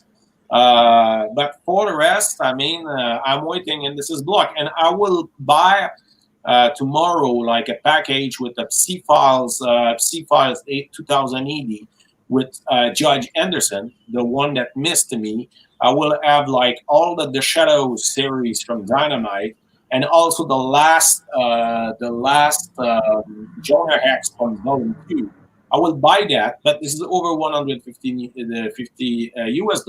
So obviously it will be blocked for time. Now, the problem is I have stuff that's coming, but this is really slowly, and this is hard to have. So I would like to do that, but I need to receive the stuff. For the Conan that is there, they opened the store again, so I can go there. 4 of them are waiting for me. I will go after the job on Friday to pick them up. But again, I mean, I have the 42, 43, 45, and the 42, 43, 44, 45. I need to wait for the 41 because it never arrived, so they order it again. Now, the COVID-19 messed. COVID-19 did worse. I mean, it messed my wedding, but the wedding it's reported. It doesn't mess. My girlfriend didn't change his mind for any seconds. I mean, everything is going well. We're just waiting for the border to open and they have the possibility to go to Cuba. But I mean, it reported my wedding and it messed. It reduced the money I was winning, and also it messed a lot my progression in my collection of comics. But they reopened the comic book store that was on the north side where of the river. When I'm buying my stuff, that is not discontinued. And the Dynamite is so desperate that right now they are doing like a 30% deal of 30% auction discount. So they contact me. Do you want stuff? I mean, this is the list of stuff that is discount, and there was a lot of stuff of Warlord of Mars and Dejah Thoris. It was not my priority to buy on my list, but with the discount, I mean, I wanted with the approach. So I decided to change the priority in the way I'm buying, because I had I want to do Warlord of Mars and Dejah Thoris, and obviously, generally when they are big discount, I prioritize what is less expensive. So I like really much Warlord of Mars. The universe of Princess Mars is amazing. That's Greek cold fiction stuff. But I mean, for the stream, I did 2 streams in the past. Last time, one about comics, and after that, I did a short political stream today because I wanted to fix some stuff. But I want to be sure to receive something notable. You know, I want to finish Conan, or receive a big package about who we can speak and watch. But for now, this is small stuff after small stuff, and nothing with who we can really do a show that will be logic. I mean, that's sad. I received CCG cards, but nobody is playing Overpower. That's so sad, guys. You should play Overpower. You should. Even if Mile might said that it's lame, this is not good. Cinnabon asks an interesting question. He says, Superman gets his powers from the sun, right? What if he became a vampire? There was a story in the 70s where, because Dracula is a public domain character, any publisher can publish a story about Dracula, where Dracula encountered Superman and was trying to make him his pawn or whatever. And I think the story ended where Dracula bit Superman on the neck and got a tiny, tiny little bit of his blood, and it killed him because of all the solar energy that was in Superman's blood. Basically turned him into dust. So, I mean, that was an interesting interpretation of what that encounter might be like. As some of your other questions, there have been several superheroes who ride horses. Wonder Woman at one point had a flying horse. Supergirl also had a flying horse too. The Black Knight over on the Marvel side had 2 flying horses. So I mean, yeah, there's that. Superpowers. Your superheroes with superpower don't really often ride horses. If I remember correctly, there was I'm sorry. Vigilante in DC ride a horse, but he doesn't have superpower, as an example. Right. Jonah Hex rides a horse, but he has no superpower. Right. Yeah. Well, in the cases that I mentioned, the horse itself had some ability to fly either through wings or, I mean, in the case of Supergirl, she had a super horse, literally a horse from Krypton that could fly and had heat vision and all kinds of stuff too. So there was that. Cinnabon's asking all the questions tonight. He says, is Hawkeye the most pointless superhero? Well, no. He's basically Batman with a bow and arrow. All of his trick gadgets are in his arrows. I like Hawkeye. I think he's much more interesting in the comics though than in the movies. But the movies did okay. I think Green Arrow is more. It's more a ripoff of Green Arrow than that. Well, they're both derived from Robin Hood. And they both came out about the same time, I think. No, actually, I don't think that's correct. I think that Green Arrow came first. Hawkeye came later. Green Arrow came first, and I prefer Green Arrow because I think this is a more complete character. His relation with Black Canary is really interesting. Right. He has more personality. At some point at the beginning, he was inspired by Green Arrow, but by Robin, but also he was a kind of copy of Batman. Okay, Mhm. also a billionaire, but Yeah. seek to give him his own personality because he's not tortured by the. Yeah. But Well, he's more like he do that more like it's not a hobby, but I mean it's more like something he does because he decides to do it. He's not a torture character like Batman. yeah, it doesn't surprise me that you like Green Arrow better. I mean, Green Arrow is a communist, so that's going to have to factor in there somewhere, right, Alexander? But that's not the only one. I'm a big fan of Black Canary. Yeah.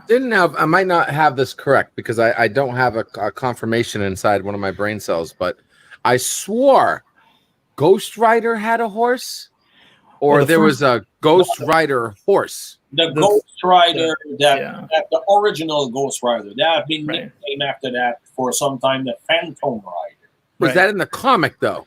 Yes, it was part of Marvel's Western line back in the 50s when they were still Atlas Comics was Phantom Rider / Ghost Rider, and then in one of the movies they brought him in. I remember that. Yeah, I remember that.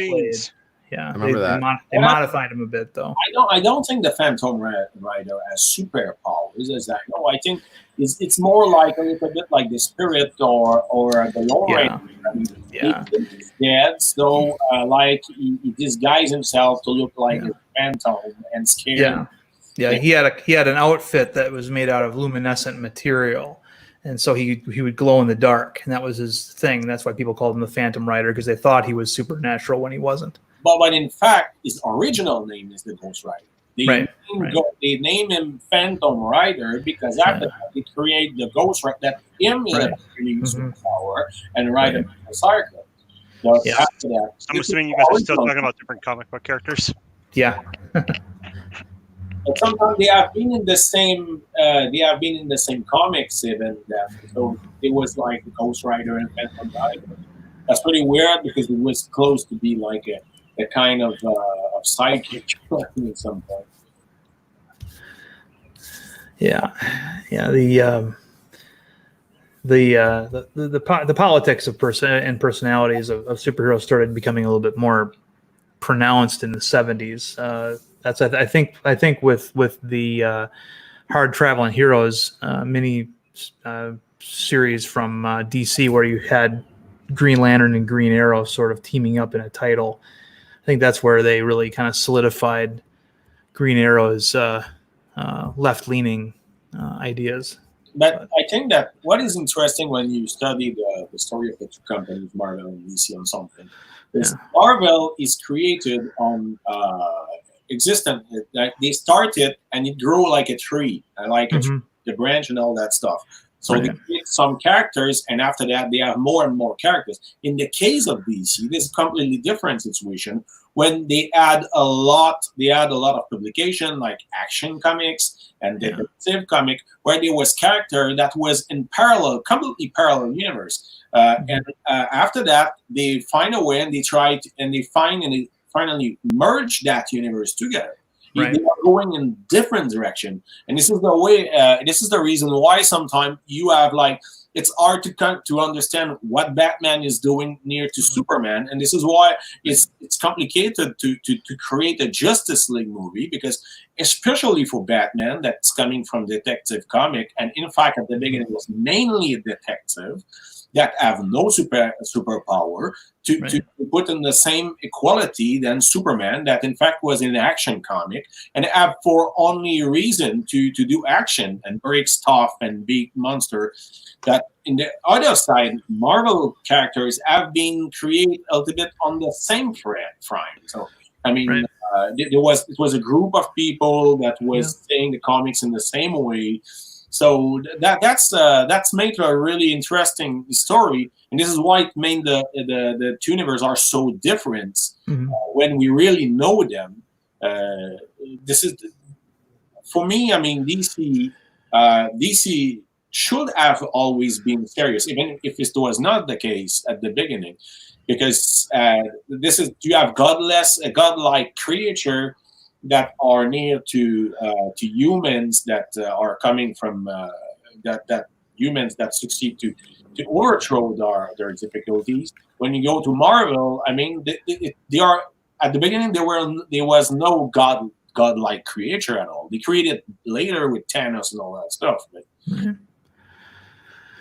yeah, I mean, you're absolutely right in that the DC universe was forged from independent titles, whereas Marvel was an integrated universe from the get-go. You look at the first issue of Spider-Man, not Amazing Fantasy 14, but the actual Amazing Spider-Man #1. The Fantastic Four is on the cover. The Fantastic Four, also appeared in, I think, the 4th or 5th issue of the Incredible Hulk. They were integrated from the very get-go, and I think that really that's why Marvel ended up starting to outsell DC Comics in the late 70s. The majority of the characters from Marvel at the beginning, when they were started, right, always in comics from the others. Like Wolverine first appeared in the Hulk. As I know, Punisher first time he appeared, it was weird, but he didn't have his own title. Right. In DC, that was the difference. That was because at the beginning, DC had, as I said, detective comic and action comic, and the character has their own separate stories that didn't cross over at all. Yeah. After that, in the same publication, and after that, they had different publication. So I actually already just merged together all the characters from action comics was already something that was not easy. When they tried to merge detective with action comics, I mean, Batman is at the beginning was a pure it was like a Pulp Fiction characters. It was in the same way that the Spirit example or the Green Hornet. Right. Yeah, in the beginning there wasn't a lot of differentiation between Batman and, say, the Punisher. I mean, the Shadow knows. Yeah, Batman even had a sidearm and would sometimes kill the bad guys himself with the sidearm. So, it wasn't until the character developed later, mostly due to the comics code. Well, not pre-comics code, but all the superheroes started. DC superheroes started losing their edge by the time the 50s came about, in order to cater to more of a kid-friendly audience. But yeah, I mean, Batman originally killed people with a gun, and kill people, but Cinnabon launched a new Risk game. But if you took what bring Batman to exist, the root, I think I see more Batman. Batman is really closer at the beginning. Is really closer to Dick Tracy, example, or even to Zorro than Superman. Mm-hmm. Well, Batman's one of those characters that can be interpreted so many different ways. He can be taking on mobsters armed with Tommy guns in one issue. In the next issue, he can actually get into his bat spaceship and go fight aliens on an alien planet. He works in both of those environments. And they put them in all environment because it was too big seller. Yeah. And this is it was so a big seller as a detective character that they decided to find a way to put it with all, because DC did the only detective characters that really finally stayed, that from the original from DC, that really stayed in the DC universe is the guy that succeeded, got a spot in the Justice League. I just have to say, you guys are out nerding me. I'm kind of ashamed. Oh, you're fine. Don't worry about it. That's fine. Other things. I mean, do you know someone living near to Lone Tree, Colorado? I have one friend in Colorado. Does he stay close to Lone Tree? Ask to him. Long Tree? Lone Tree in Colorado. Lone Tree, this is a city in Colorado. Ask to him. If this is the case, I have a mission for him. But we were saying, because look at that. It may be Green Arrow at some limits, but there are not a lot of characters in DC that are really from the detective route from Detective Comics that to stay in to grow to the Justice League aspect. You have Batman and you have Green Arrow. That's it. Yeah, Marvel also had, especially in the beginning in the '60s, a lot of redemption stories. A lot of their heroes are actually started out as villains. Hawkeye was a villain initially. You had Wolverine was a villain initially. He was introduced as one. Wonder Man, Scarlet Witch, and Quicksilver, obviously. A lot of them on the Avengers side. And what was kind of interesting is that Marvel was kind of known for taking their cool villains and then having them, turn to the good side, so to speak. Venom. Yeah. But that was the cool thing about it, by the way. The kind of universe that at Marvel was making it easier because in Marvel at this time, the characters, the universe was not white and black. There was not like evil characters and good characters. What is the case in DC? In DC, I mean, the line they start to do after that some like Twitter, but for a long time in DC, they had two sides, the good and the bad. And right. Yeah, there was no bleed over. There was no crossover. That didn't start happening until after Marvel had already been established. And but there are not so much of them in DC. I mean, we spoke a little bit about Black Adams, but this is late. After other example in DC of characters that cross over the path, that came from the evil and went to the heroes. I mean, look at Catwoman. Yeah. Why is Cinnabon cutting down? Or is he launching his game? Yeah, Catwoman was an example of a villain that they made subtly into a bad good girl comic in the '90s. They did stuff like that with. I'm trying to think of another one that DC did it with. Well, they were also turning good guys into bad guys too. I mean, they took the Hal Jordan Green Lantern and made him into a villain, in the '90s as well. Yeah. Now, the last time there was Martian Manhunters and switched to the evil, it was kind of idiotic. If you think is that, and Lex Luthor is now as a hero. I mean, sorry, DC. I mean, the Luthor as a hero and Martian Manhunter as a villain. It's completely idiotic. Yeah. It's a lot of that has to do with writers and their ability to characterize there's certain writers, for example, who cannot write the Punisher. They don't like the Punisher. They think he's the antithesis of a hero. They think he's basically a villain that has his own title, and so they can't write him. Another example of a character that a lot of writers just can't write authentically is the Question over at DC Comics. The Ayn Rand inspired, superhero vigilante with no face.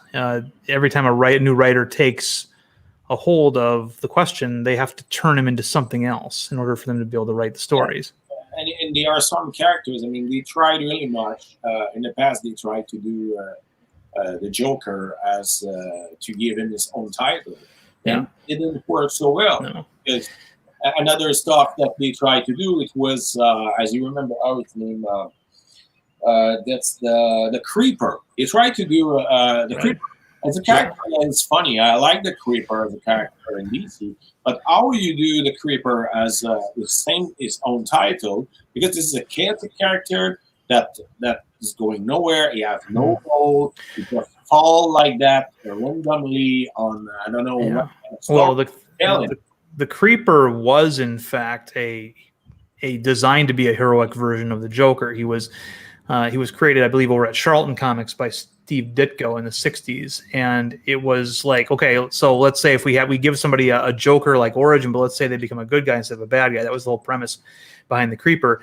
And to me, the Creeper doesn't really work very well. I think that DC brings the Creeper out every once in a while just to remind everybody he's there, and then they put him back in the sock drawer, because he's a legacy character created by Steve Ditko, so they feel like honor bound to bring him out once in a while and make sure they renew his trademark, and then they put him back in the shelf. He works as that one-off character that surprises everyone and then goes away.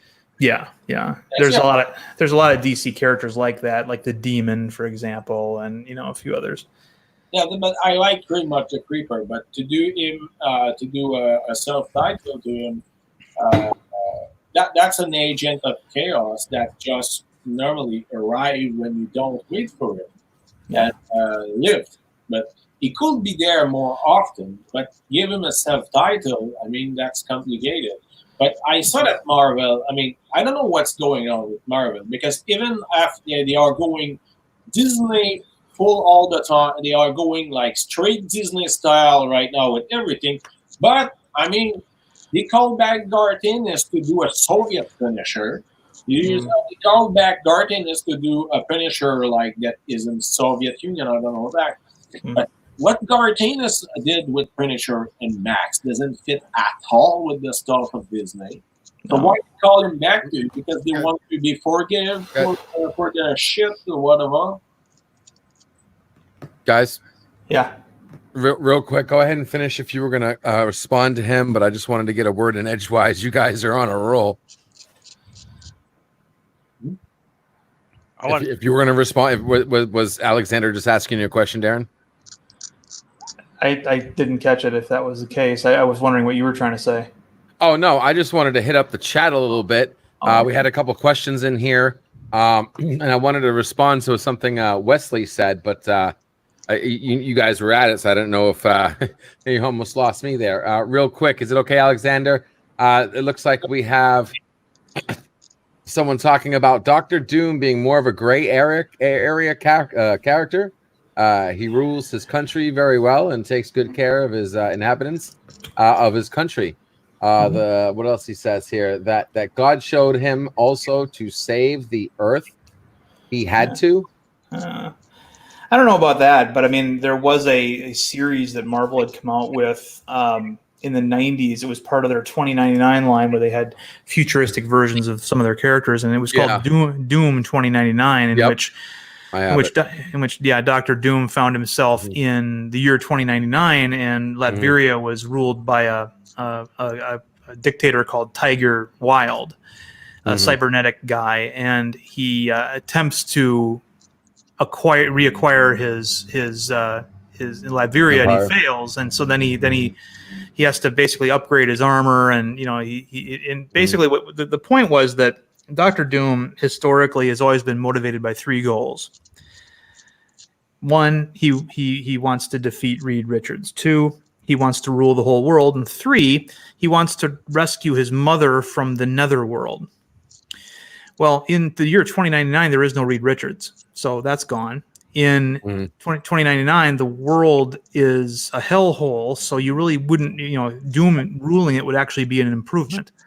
and then the third one, of course, is his mother, and that's actually a rather, semi-heroic, sort of motivation. So basically what happened was they turned Dr. Doom into a hero without really changing his personality at all. They just put him in a totally different version of his world, and it was a fascinating character study to see Doom actually behaving, because he's got all kinds of noble characteristics. He won't hit a woman, for example, things like that. He doesn't really want people to suffer too much, needlessly, and things like that. That was a neat little series. He eventually does end up conquering the United States. And that's where the whole line kind of fell apart for me, because it was better when he was struggling to get there rather than once he actually got there. But yeah, there was that. Mr. Miles is asking if I have an opinion on the MCU Spider-Man. I think it's good. It's the problem that I have with the MCU Spider-Man though is that he's not allowed to be the kind of Spider-Man that he should be, because he's a second fiddle character. Marvel Studios doesn't really own him in the same way that they own Captain America, for example, or Iron Man. I mean, right now, Spider-Man should be the face of the MCU, and he can't be because the rights are owned by Sony.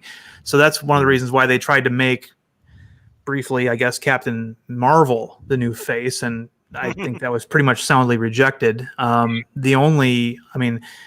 my opinion, if they needed a new face for the MCU going forward, it should be the Fantastic Four. They need to get them out there. About Doctor Doom, there was in Max a War Machine. There was a War Machine. There was a War Machine series with Doctor when, in fact, they create the War Machine became the the leader of a squad of guys that has the same armor than him, and need to go in that area because the like the CIA they discover that they are like a mad scientist working for Doom that created a virus attacking specific racial group, you know.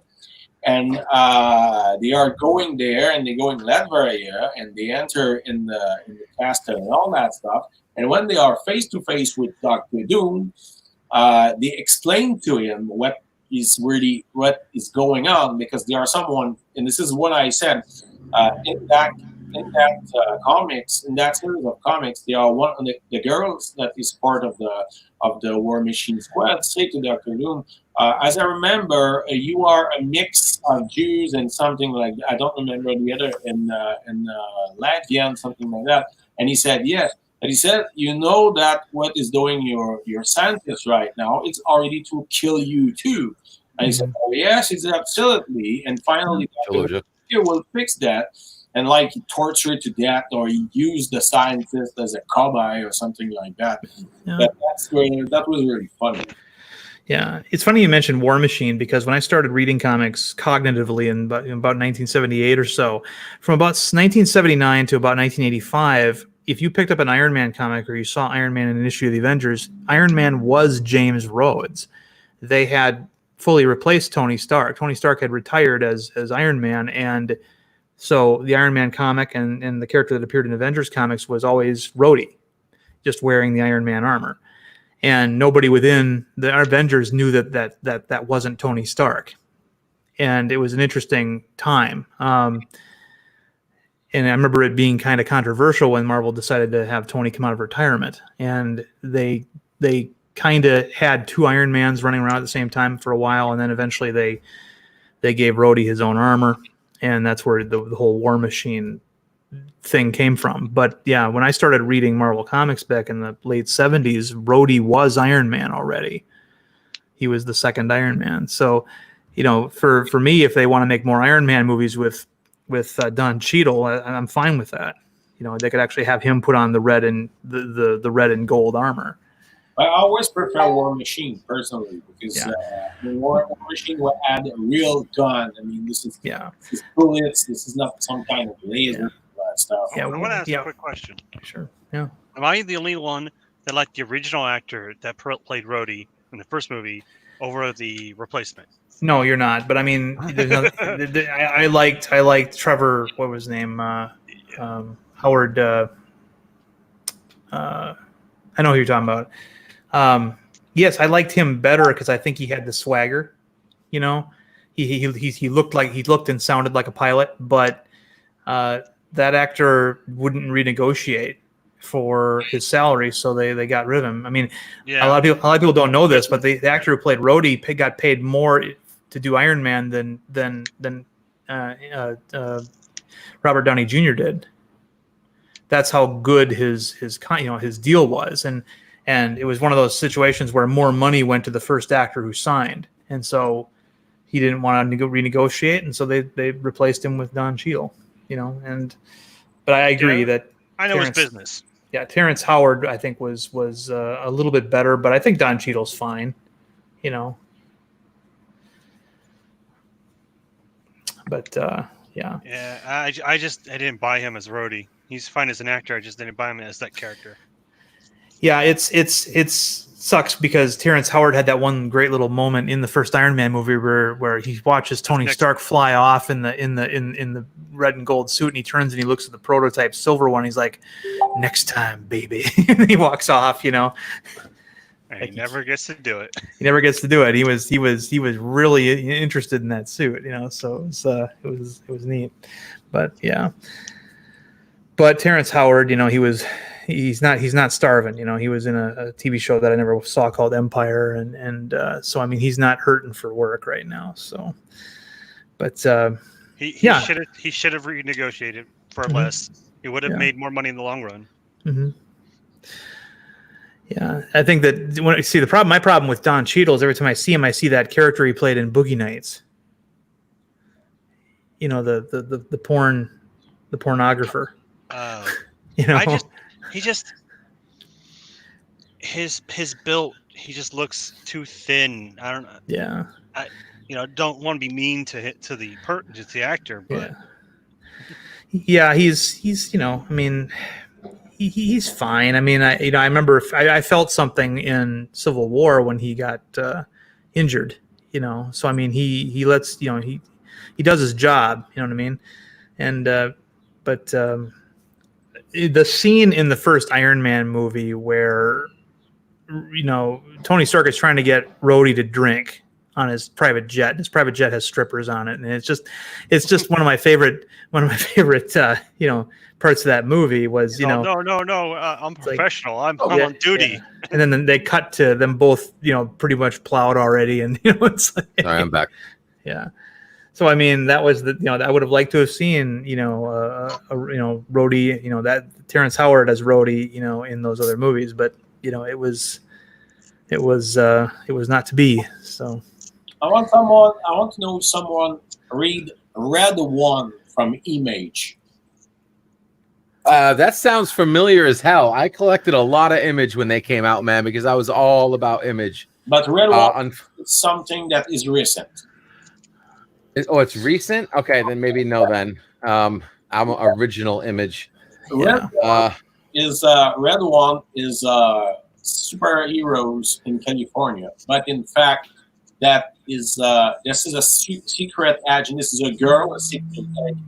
It's shaped as a porn star from the Soviet Union in the 70s, and his mission that is being given by the KGB is to go in the United States and California because the Soviet Union want to sign a treaty of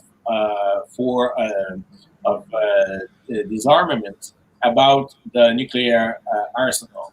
But they are in California a kind of crazy movement of religious far right that want to push as their leader, kind of pastor extremist, to become governor. And they are like attacking in California everything that they consider as Satanist. And they also have their heroes to them. That is a serial killer, killing every porn movie stars and all that stuff because they consider. So the Soviet Union said we need to counterpart that person, that killer, and their supporter by sending our own superheroes that will fight crime. And they take that girl shaped as a porn star that is like a nymphoman, sex addict, Russian girls, and they give her like a costume and they send her in California where she find a job in the porn company making movie as the driver of one of the biggest producer of porn movie in the United States. And the guy is gay. As she's fighting with an hammer and cycle, killing, fighting all the enemies. That's completely insane. That's crazy and that's funny. That sounds like something right up your alley, Alexander. No, I have it. Hey, look at that. I don't understand a word you said other than California, Russians. This is her. Like. Oh, yeah. Okay, no. Yeah. No, I was into like original Image, like Max and Spawn and Bloodline. There was a few Youngblood, Wildcats. It doesn't do anything for me, Alexander, but thanks. What was the chick? I forgot they had a chick. I forgot her name. Damn it! I gotta pull out my damn comic books again. The first generation Image comics, mostly. I mean, most of them were. Alex, be careful of showing comics on the live stream. You can't get hit for that. Okay. I don't think you can get. I don't think you get hit from that. It's YouTube. I don't know, man. You can. Yeah. Yeah. No. Good suggestion. I think we're good on that. You guys trying to get me in trouble here? No. No. But the first generation Image comics were mostly, with a few exceptions, basically pastiches of the X-Men because the bulk of the artists that moved over to Image were X-Men artists. And that's where you had Wildcats and Cyberforce and Youngblood and all these other teams. And Space Force. And Anti-Checker, we're not trying to get you in trouble. We're already past that point. You might want to check your email. You're in trouble once you left Alexander on the stream without you watching him. But it was what was cool in the Wildcats. They were Zealot, Grifter, and also Spartan. They were the best. It's like if you left the keys to your car just in the driveway, and your kids were playing in the driveway, and you just walk away and don't pay attention. No, what he did is like putting your kid in the car while the keys in it and walking away. I just showed that comics from Image. That is amazing. Yeah. You have the same idea and me to appreciate it. I mean, this is a pastiche. There's some dark comedy. That's really great. I steer clear from any comics these days that deal with prostitution and pornography within the story. One of the things that I don't like about Frank Miller, and I do love Frank Miller's material, but one of the things he does is he glorifies prostitutes. He sure does. It's a very odd thing that he does. He turns them into like Valkyries, like warrior women, and it's like no. I mean, but you know, in Sin City, that was probably the best example where you had Old Town, which was basically where all the prostitutes lived, but there were no pimps. They ruled themselves because they were strong, independent women, right? Who just Well, because you all know that when you think of a strong, independent woman, you think street whore. Right. Yeah. So I mean, I don't know if he was trying to say that those kind of women don't exist or what his overall intention was, but Darren, you speak about Frank Miller. Frank Miller wrote Sin City, not Garth Ennis. Well, yes, but he also, like, for example, if you've ever read his Batman Year One, he turned Catwoman into a prostitute who saw Batman and became inspired to leave that trade for a different one. So I mean. You do speak about they also Frank Miller wrote Batman Superstar. I mean, All-Star Batman and Robin. Batman, I love that. It was amazing. He also has an interesting take on Wonder Woman and the Amazons. In All-Star Batman and Robin, his version of Wonder Woman who shows up is clearly a man-hating woman who. Like an ultra-feminist type. Ultra-feminist, except she loves... She's attracted to Superman, and she's disgusted in herself for being attracted to Superman.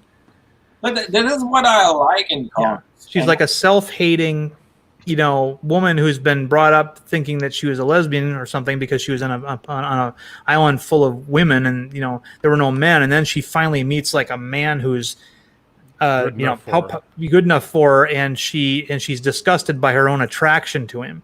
It's just kind of sick.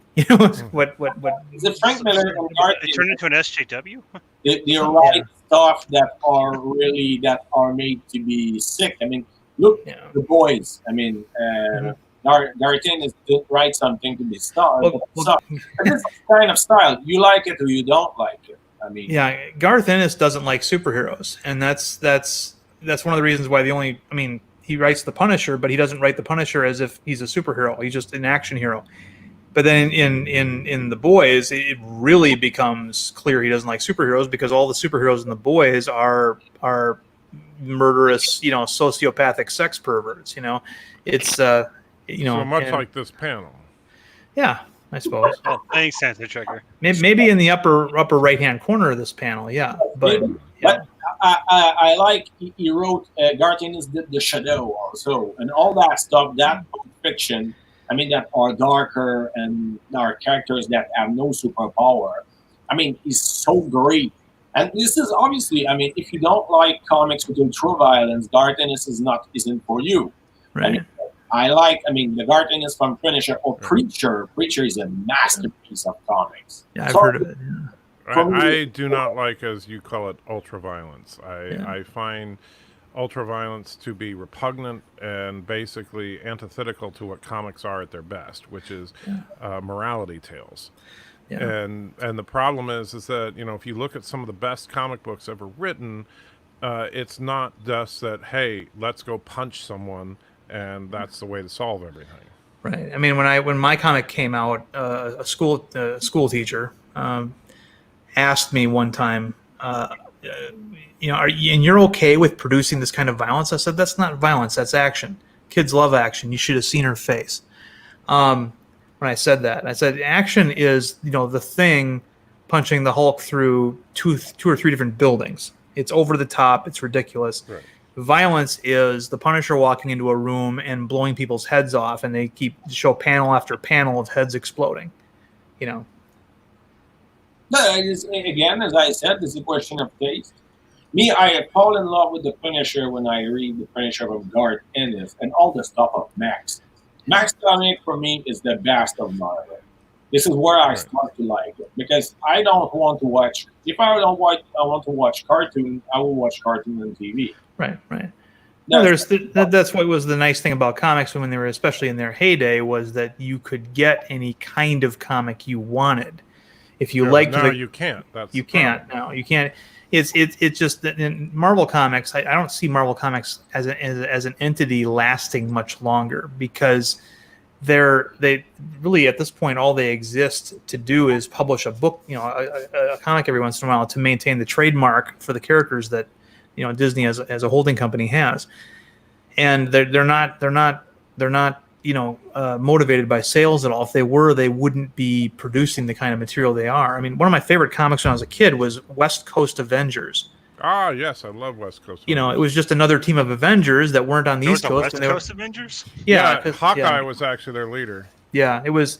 You had the East Coast branch, essentially, the primary team, and there were so many Avengers, they decided to put another team of Avengers in Los Angeles or the Los Angeles area. And Hawkeye was their leader, and they had a few shifting members, but and they've come out with a West Coast Avengers comic now that doesn't have any of the Avengers in it. At least, it's all people in plain clothes standing around talking about stupid stuff. There's nobody's fighting Ultron. Nobody's fighting. Right, they're fighting the patriarchy. Yeah, pretty much. It's. I mean, it doesn't have to literally be a West Coast Avengers, comic guys. You can actually have them be superheroes. But yeah. So actually, Marvel the way I see it, Marvel comic is only right now like an extension of the Disney marketing stuff, and I don't like it. This is why we have to have independent publishers that are doing comics for comics. And here's the other thing. It used to be that comic book companies understood that they were the lesser entertainment form to the movies. So, for example, when the 1989 Batman movie came out, DC Comics modified Batman's costume for about 2 years. They made it like the movie to look like the movie, the Tim Burton design by Anton Furst. And when the Tobey Maguire Spider-Man movies came out, there was a brief time where Marvel actually had Peter Parker had biological web spinners in his wrists, like that version of Spider-Man had. They would do whatever they could to it. They said, "Look, these movies are essentially free advertising. Normies are exposed to our character. We want to make sure that when they see a comic book on the shelf, they recognize the character and they'll maybe grab one." Marvel Comics during this whole MCU thing has been doing the opposite of that. You have Iron Man, who's their top character in the movies. They decided to recast Iron Man as a teenage black girl named Riri Williams. So you had, I can't tell you how many times this happened, where at my local comic shop, a mom would be bringing her two sons in. They had seen Iron Man, they loved Iron Man, and they wanted to have some Iron Man comics, and the guy behind the counter looks down at the floor and points at the comic book rack, and there's Iron Man, but it has a teenage black girl in the Iron Man suit. And it's like, if you want the one from the movies, you got to buy a trade paperback collection of the classic stuff, and that's like a $16 minimum purchase, and the mom isn't going to want to do that. But you have really more stuff. I mean, I'm buying everything, even the new stuff. I'm waiting the trade paperback. I mean, you have more stuff to read. This is longer.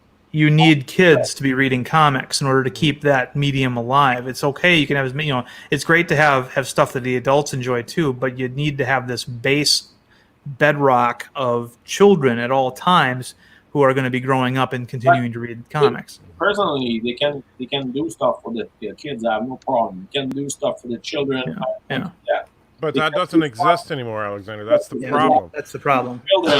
Comic books is a medium designed for children. No. And no, it absolutely is. No. I'm reading I was an adult when I started to read comics. Right, but comics are a medium designed for children. There's nothing wrong with being an adult enjoying comic books. I still have all of my comic books from the 70s and 80s. But I love I'm very proud of the fact that I have every Fantastic Four comic book from number 25 onward. But comic books are a medium designed. I got hooked on comics when I was a little kid.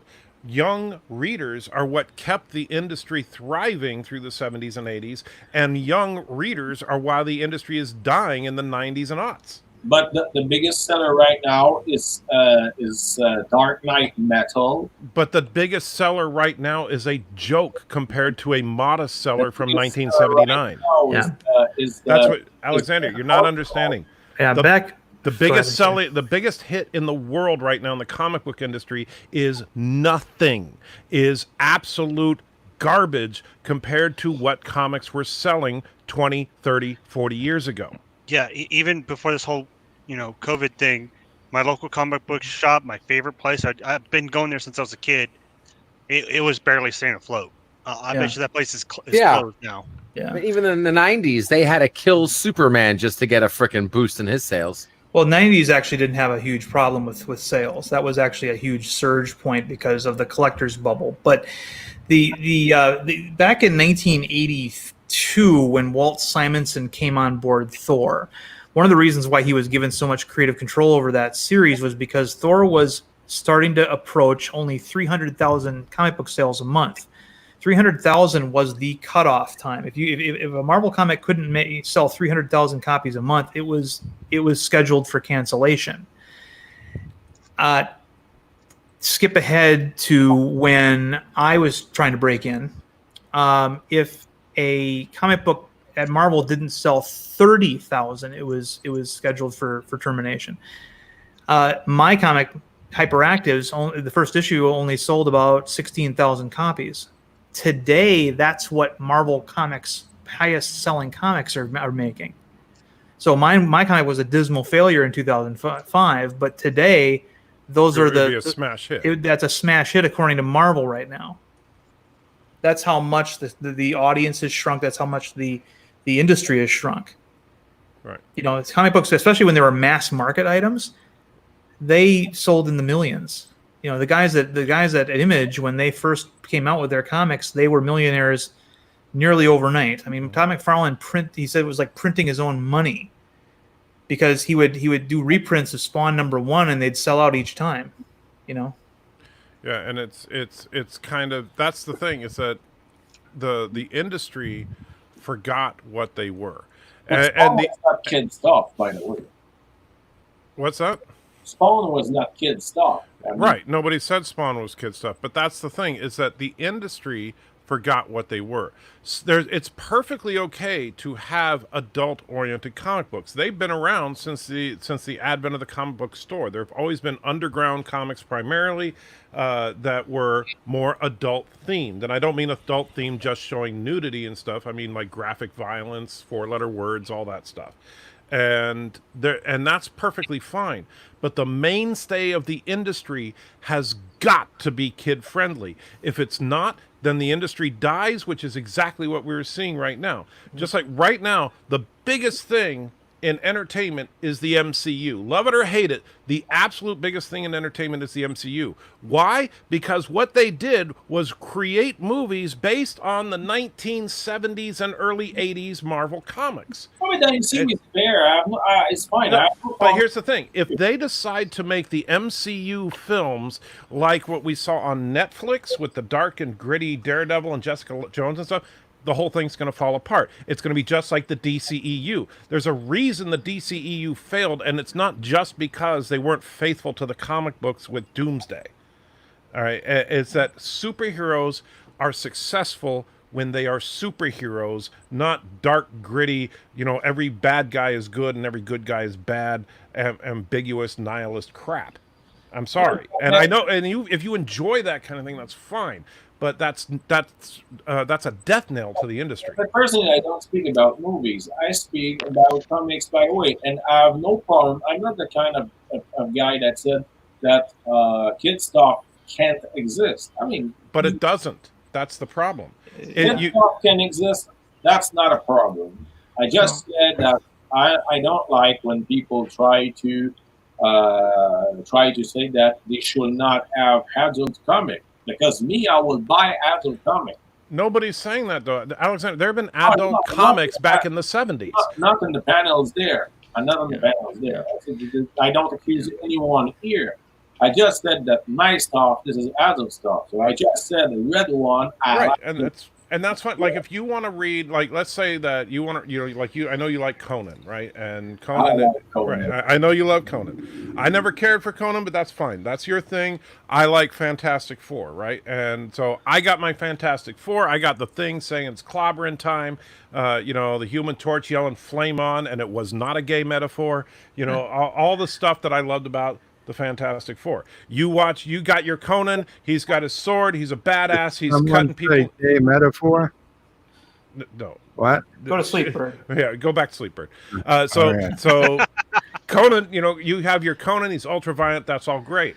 Oh. However, the problem is now everything is dark and greedy. Now you pick up the Fantastic Four, and Reed and Sue are talking about marital problems and how horrible men are, and how the world just sucks and everything is bad. Oh no, here comes the mad rapist instead of Dr. Doom. It's no longer fun. They're not fun. Yeah. And even Conan the Barbarian, I mean, when in the heyday of Marvel's Conan back in the 70s and 80s, they had the kid-friendly Conan the Barbarian comic, and then you had to go to their Epic line to find the more adult-themed Conan stories. I mean, they had a bedrock of kid-friendly material that you could have. I mean, in the 80s, there were two watershed comic books that came out. They were both published by DC. One was called Watchmen, the other one was called The Dark Knight Returns. And ever since those two watershed books were published, the industry steadily went in the direction of deconstruction and grim and gritty. That was the beginning of the dark age of comics. Yeah, that was the beginning. And, there was a brief resurgence in the fun stuff in the 90s. The two watershed books in the 90s were Marvel's, which was a miniseries, and Kingdom Come. Both of those were illustrated by an artist from Chicago named Alex Ross. And for a brief time, bright and cheery came back, but then it went right back to it was just a momentary surge, and then it went right back into grim and gritty. And part of the problem is because the creators of comics want to be taken seriously by peers. Some of them want to write features. They want to be writers in Hollywood, and they don't feel they can get that way by writing things that are kid friendly. They have to be shocking. They have to be it's like the guy who decided to make reveal that there was a Captain America before Steve Rogers, who was part of some Tuskegee style experiment. He did that so that he could put on his resume that he made Captain America black, basically. Right. All right, so I know you guys have got lots to talk about still, but we are only 5 minutes away from the virtual pub with Life with Matthew. So, yep. So I do want to encourage everybody to head on over. He has a scheduled stream, so you can go there right now. If somebody could put the link for it in the chat, I'd greatly appreciate it. And seriously, let's go over there. Give Matthew a good, a good audience to start out with, at least. And what's that, LD? I posted it, sir. Oh, thank you. So the link LD just put into the chat. So thank you, LD. And we can go there, hang out. Make sure though, you got to bring your own booze. So if you're ready, I got my glass right here. Yep. So go hang out with Life with Matthew, and I'm sure that some of these yahoos will be there as well. So to Wesley, Alexander, Darren, LD, and Berta Prey, thank you all. It was actually a lot of fun, even though I wasn't here for the entire thing, and I'm exhausted because I've been streaming nonstop for I don't know how many hours. Well, thank you for having me on, AT. Yeah, absolutely. Same here. Yeah. And so, yeah, you might be able to talk him into some risk, Alexander. So with that, guys, have a good one. And yeah, I don't have a sign off, and I can't play the credits. Hello, just world. take care, everybody. It's Berto Pray 5. No, let's all sing the cheer song. No. You want to be in the galaxy? No, not gonna happen. Oh, that would have been awesome.